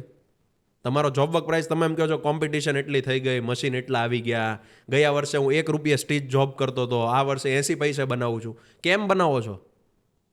કોઈ તમે 1 રૂપિયા બનાવે છે, તમે 90 પૈસાનું કોસ્ટિંગ કેમ આપો છો? તમે નવું ક્રિએશન આપો કે ભાઈ 1 રૂપિયા 20 પૈસાની આ વસ્તુ છે, નવું ક્રિએશન આપવું નથી. હા, નવું ક્રિએશન આપો એટલે પૈસા આપવા જ પડે વેપારીને. તો એન્ડ પ્રોડક્ટ મોંઘી થઈ છે તો વચ્ચે કમાઈ છે કોણ? એ વિચારવાનું મેન્યુફેક્ચરર્સને છે. એન્ડ પ્રોડક્ટ સસ્તી થઈ નથી, સામે મશીનરી સસ્તી થઈ નથી, જોબ વર્ક પ્રાઇસ ખાલી ઓછા થતા જાય છે, સામે સેલરી જે કારીગરની છે એ વધી છે, દરેક વસ્તુ તમારે મેન્યુફેક્ચરિંગ લાઈને વધી છે અને સેલિંગ લાઈને પ્રાઇસ વધી છે. તો વચ્ચેના લોકો કેમ સફર કરો છો તમે? એટલે એક અવેરનેસનો પણ અહીંયા આપણે ખામી કહી શકાય કે અવેર નથી, ઓબ્વિયસલી. એટલે એ એક વિચારવા જેવી વસ્તુ છે. આખા ભારતમાં આપણે મેન લેડીઝની વાત કરીએ તો શું એમ્બ્રોઇડરી બિઝનેસ સાથે લેડીઝ સંકળાયેલી હોય છે? અને આખા ભારતમાં સૌથી વધુ કયા રાજ્યમાં એમ્બ્રોઇડરી બિઝનેસ સાથે લેડીઝ સંકળાયેલી છે? વુમન એમ્પાવરમેન્ટને લઈને છે ને હું બહુ એક મારો અલગ વિચાર છે કે જ્યાં સુધી ઇન્ડિયામાં દરેક લેડીઝ કામ કરતી નહીં થાય ને ત્યાં સુધી ઇન્ડિયાને તમે જે લેવલે વિચારો છો ને એ લેવલે નહીં લઈ જઈ શકો. એક એક્ઝામ્પલ આપું તમને કે ભાઈ આપણા ઘરે 4 લોકો છે, હું છું, પપ્પા છે, મમ્મી છે ને મારા વાઈફ છે. 4 જણાનું ઘર ચલાવવાનું છે, 2 જણા કમાય છે, 4 જણા ખાય છે. એટલે તમે ટોટલ કોઈ અમાઉન્ટ લઈ લો કે ભાઈ 10,000 રૂપિયા પપ્પા અને દીકરો કમાઈને લાવે છે, એટલે પર પર્સન 2,500 થયા તમારે. પર કેપિટા ઇન્કમ એ રીતે ડિવાઈડ થાય. હવે જ્યાં સુધી એ 2 લોકો છે લેડીઝ છે એ નહીં કમાય ત્યાં સુધી પર કેપિટા ઇન્કમ વધવાની જ નથી. એટલે આખા કન્ટ્રીનો ગ્રોથ છે પર કેપિટા ઇન્કમ પર થાય કે ભાઈ તમારી સ્પેન્ડિંગ કેપેસિટી છે, તમારો ગ્રોથ છે, એ બધું પર કેપિટા ઇન્કમ પર કેલ્ક્યુલેટ થાય. દરેક કન્ટ્રી છે, કોઈ પણ ચાઇના છે, તમે ચાઇના જોશો ને, ચાઇના એમ્બ્રોઇડરી મશીન ચલાવતા જે કારીગર કહી શકો તમે, એ પણ લેડીઝ છે. કોઈ પણ ફેક્ટરીમાં જાઓ મોટામાં મોટી, એ ફેક્ટરીના ઓનર્સ છે એ પણ લેડીઝ છે. જ્યારે ઇન્ડિયામાં ટોટલી ડિફરન્ટ છે. તમે તમારા જ ઘરનું વિચારો, તમારા જ રિલેટિવનું વિચારો, કેટલી લેડીઝ કામ કરે છે. હવે તો પણ થોડો ટ્રેન્ડ ચેન્જ થાય છે. બાકી તમારા રિલેટિવમાં, તમારા ઓળખાણમાં કેટલા લેડીઝ કામ કરે છે? તમે પર્સન્ટેજ મૂકો ખાલી. હા, સાચી વાત, બહુ ઓછા.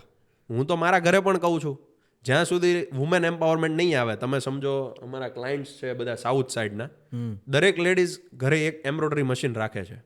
સિંગલ હેડનું સેમ્પલિંગ મશીન છે કે જેની ઉપર ફેબ્રિક મૂકે છે, ફેબ્રિકમાં એ લોકો બ્લાઉઝ બનાવે, કોઈ લહેંગા બનાવે, કોઈ ટી શર્ટ બનાવે, કોઈ કેપ પર એમ્બ્રોઇડરી કરે, કાંઈ ને કાંઈ કરીને એ લોકો પોતાનું કામ એમના હસબન્ડની સાથે કમ્પેર થાય ને એવી સેલરીનું કામ કરી લે છે. પર કેપિટલ ઇન્કમ સીધી ડબલ થઈ તમારી. ડબલ થઈ ગઈ. Yes yes yes. અને જ્યારે અહીંયા કંઈ ઊંધું જ થાય છે, કેમ કે ત્યાં ગ્રેજ્યુએશન સારા એવા અમાઉન્ટમાં છે સાઉથ સાઈડ. દરેક લોકો ઘરે એક સિંગલ હેડનું એમ્બ્રોઇડરી મશીન રાખે છે, એ લોકો કામ કરે છે, એમનું બુટીક છે, એક મશીનમાંથી 2 મશીન કરે છે, 4 કરે છે, મોટું મશીન લે છે. અત્યારે એ લોકો પણ મોટું મશીન લેવા લાગ્યા ધીરે ધીરે.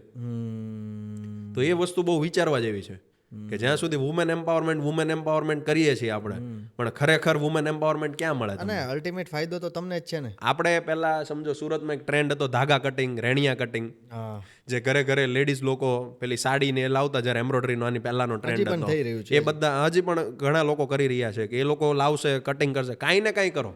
Yes yes. વુમેન જ્યાં સુધી કામ કરતી નહીં થાય ત્યાં સુધી પર કેપિટા ઇન્કમ વધવાની કોઈ જ નથી. નાનું છે જ નહીં.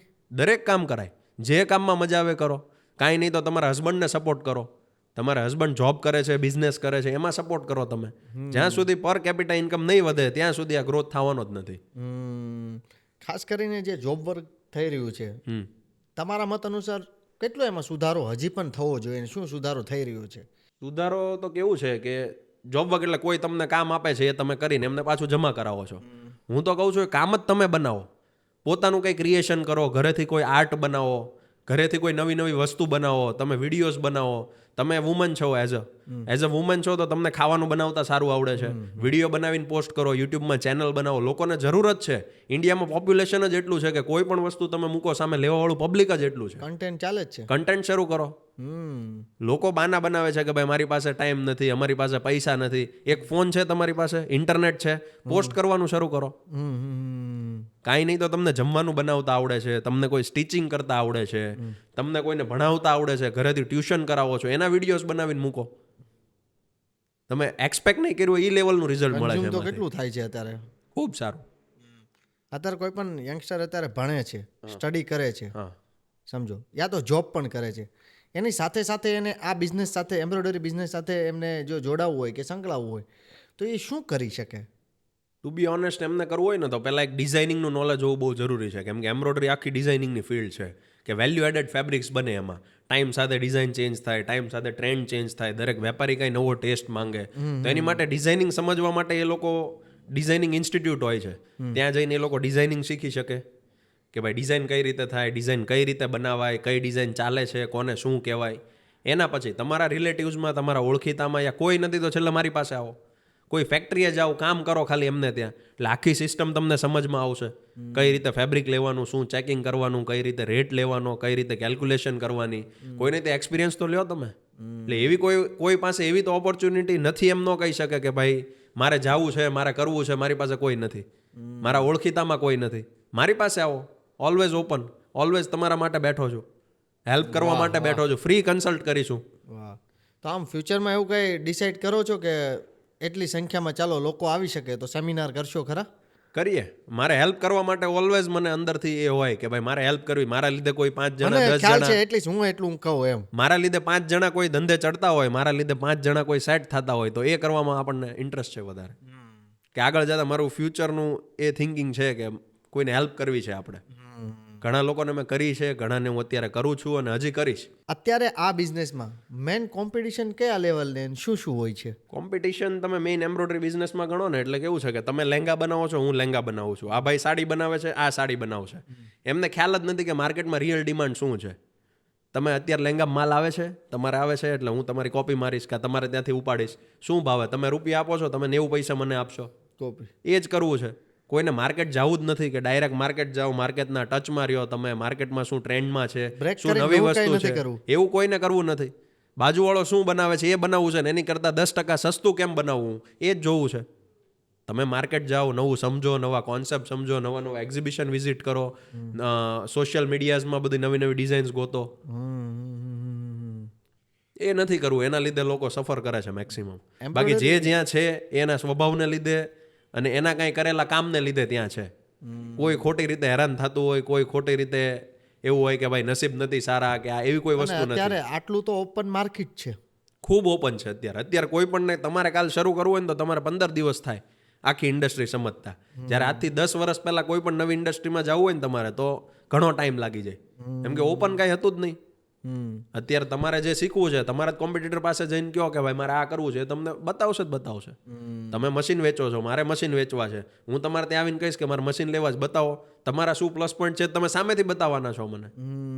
એટલે બધું ધીરે ધીરે ટાઈમ સાથે ઓપન થયું છે, ઈઝી થયું છે. હા, અત્યારે જેટલું યંગસ્ટર છે એને ચાલો પોતાના એમ્બ્રોઇડરી મશીન નથી મૂકવા, પણ આ જ ફિલ્ડમાં કામ કરવું છે તો એને શું શું નવી ટેકનોલોજી ઉપર કામ તમે ખાલી ડિઝાઇનિંગ શીખો, બાકી જોબ વર્ક કરવા માટે આખું સુરત બેઠું છે. તમે સમજો કોઈ ટી શર્ટની અત્યારે સુરતમાં એ પણ 2-3 જણાએ કર્યું છે. હું તો કહું કે એક GIDCમાં એક ભાઈ છે જે ટોમી હિલ્ફિગર, લાકોસ્ટે જેવી મોટી મોટી બ્રાન્ડ્સના ખાલી લોગો બનાવે છે, નથી કોઈને એન્ટ્રી આપતા, મોનોપોલીથી કામ કરે છે, સારામાં સારું કામ કરે છે. તમે કરો. ઘણા લોકો અત્યારે ટી શર્ટમાં, કેપમાં એમ્બ્રોઇડરી કરીને વેચે છે. કે ભાઈ તમે 1 પીસ 2 પીસથી શરૂ કરો, જે લોકો પાસે સિંગલ હેડ છે એ લોકો તમને જોબ વર્ક કરીને આપે છે. તમારે નથી મશીનના પૈસા રોકવાના. તમે ખાલી ડિઝાઇન બનાવીને વિચારતા તો થાવ કે મારે ટી શર્ટ ઉપર એમ્બ્રોઇડરી લોગો કરીને મારા ટી શર્ટની બ્રાન્ડ બનાવી છે. તો એવું બને. અત્યારે AI થી એ ફોટો બની જાય છે. ફોટોસ બનાવીને પોસ્ટ કરવાનું શરૂ કરો, તમારે વિડીયોઝ બનાવો કે ભાઈ કસ્ટમાઇઝ આવું બનાવવું છે, હું બનાવીને આપીશ. એક ટી શર્ટ આપો, 2 ટી શર્ટ આપો, સામે જોબ વર્ક કરવા તો આખું સુરત બેઠું છે તમારું. તમે ક્રિએશન બનાવતા શીખો, બાકી જોબ વર્ક કરવાવાળા કરોડો રૂપિયા રોકીને મશીન મૂકીને તમારા માટે કામ કરવાવાળા લાખો લોકો છે. તમે ક્રિએશન બનાવતા શીખો ખાલી, બાકી મશીનરી તો બહુ છે. એમ્બ્રોઇડરી બિઝનેસનું મેન ફ્યુચર શું? બહુ સારું, એક બહુ બ્રાઇટ ફ્યુચર. જો તમે પ્રોપર કેલ્ક્યુલેશન, પ્રોપર ટ્રેન્ડ સમજતા અને પ્રોપર નવી નવી વસ્તુને તમારા બિઝનેસમાં કેમ લેવી અને ટ્રેન્ડ સાથે કેમ ચેન્જ થવું એ શીખી જવાની જેવો કોઈ બિઝનેસ નથી. કેવું છે કે તમારી પાસે સમજો વોટર જેટ કે એરજેટ ચલાવો છો તમે, બેઝિક કોઈ ઇન્ડસ્ટ્રીને આપણે ઓલું નથી કરતા. એમાં કેવું છે કે બેઝિક ફેબ્રિક પ્રોડ્યુસ થાય છે ને રોજ એક્સ ક્વોન્ટિટી આપ્યા કરો ને ફિક્સ તમારે 2-5% માર્જિન છે, વેચા કરો ને સાયકલ ફર્યા કરે ફિક્સ. જ્યારે એમ્બ્રોઇડરી કેવું છે કે વેલ્યુ એડેડ છે, તમે વધારે વેલ્યુ એડ કરો વધારે કમાઈ શકો. એવું નથી કે તમારે 25 લાખના મશીન છે તો એટલી જ કમાઈ શકો. તમારી પાસે સારું ક્રિએશન છે, કોઈ સિઝન સારી આવે તો તમે આનથી સારું બનાવીને કોઈ નવી વસ્તુ, નવો ટ્રેન્ડ ઊભો કરો, કોઈ પણ અમાઉન્ટના કમાઈ શકો. જ્યારે ઓલામાં લિમિટેડ છે કે બેઝિક ફેબ્રિક જ બને છે, ₹1-2 ઉપર નીચે થાય માર્કેટ. આમાં તો તમારી પાસે જેવું ક્રિએશન એવા પૈસા. નંબર ઓફ મશીન્સ વધારવાથી વધારે કમાવે એવું નથી, ક્રિએશન બનાવવાથી વધારે કમાઈ શકો એવી ઇન્ડસ્ટ્રી છે. એટલે મગજ વધારે વાપરીને વધારે પૈસા મળે એવી ઇન્ડસ્ટ્રી છે. તમારી ઉપર ડિપેન્ડ છે. હા, ટોટલ. કેવી રીતના તમારે ચાલવું છે ને કેવી રીતના તમારે શું ક્રિએશન કરવું. ટોટલી. શિવાની એન્ટરપ્રાઇઝ અને તમારો મેન એન્ડ ગોલ શું? દરેક વ્યક્તિને ઇન્ડિપેન્ડન્ટ બનાવવા છે અને દરેક વ્યક્તિ ટ્રેન્ડ સાથે અપડેટ થાય અને પોતાની બ્રાન્ડ સારામાં સારી માર્કેટમાં બનાવી શકે એ અમારો ગોલ છે. અમારે ત્યાંથી કોઈ કસ્ટમર આવે છે, કસ્ટમર વસ્તુ પરચેસ કરીને જાય છે, એ હસતા હસતા જવો જોઈએ ને એ 4 જણાને કહેવો જોઈએ કે ભાઈ તમે અહીંયાથી કરાવો. દરેક કસ્ટમર હેપી રહેવો જોઈએ ને એ એમાંથી સારામાં સારું કમાય અને સારામાં સારું કામ કરે એ અમારો એન્ડ ગોલ હોય.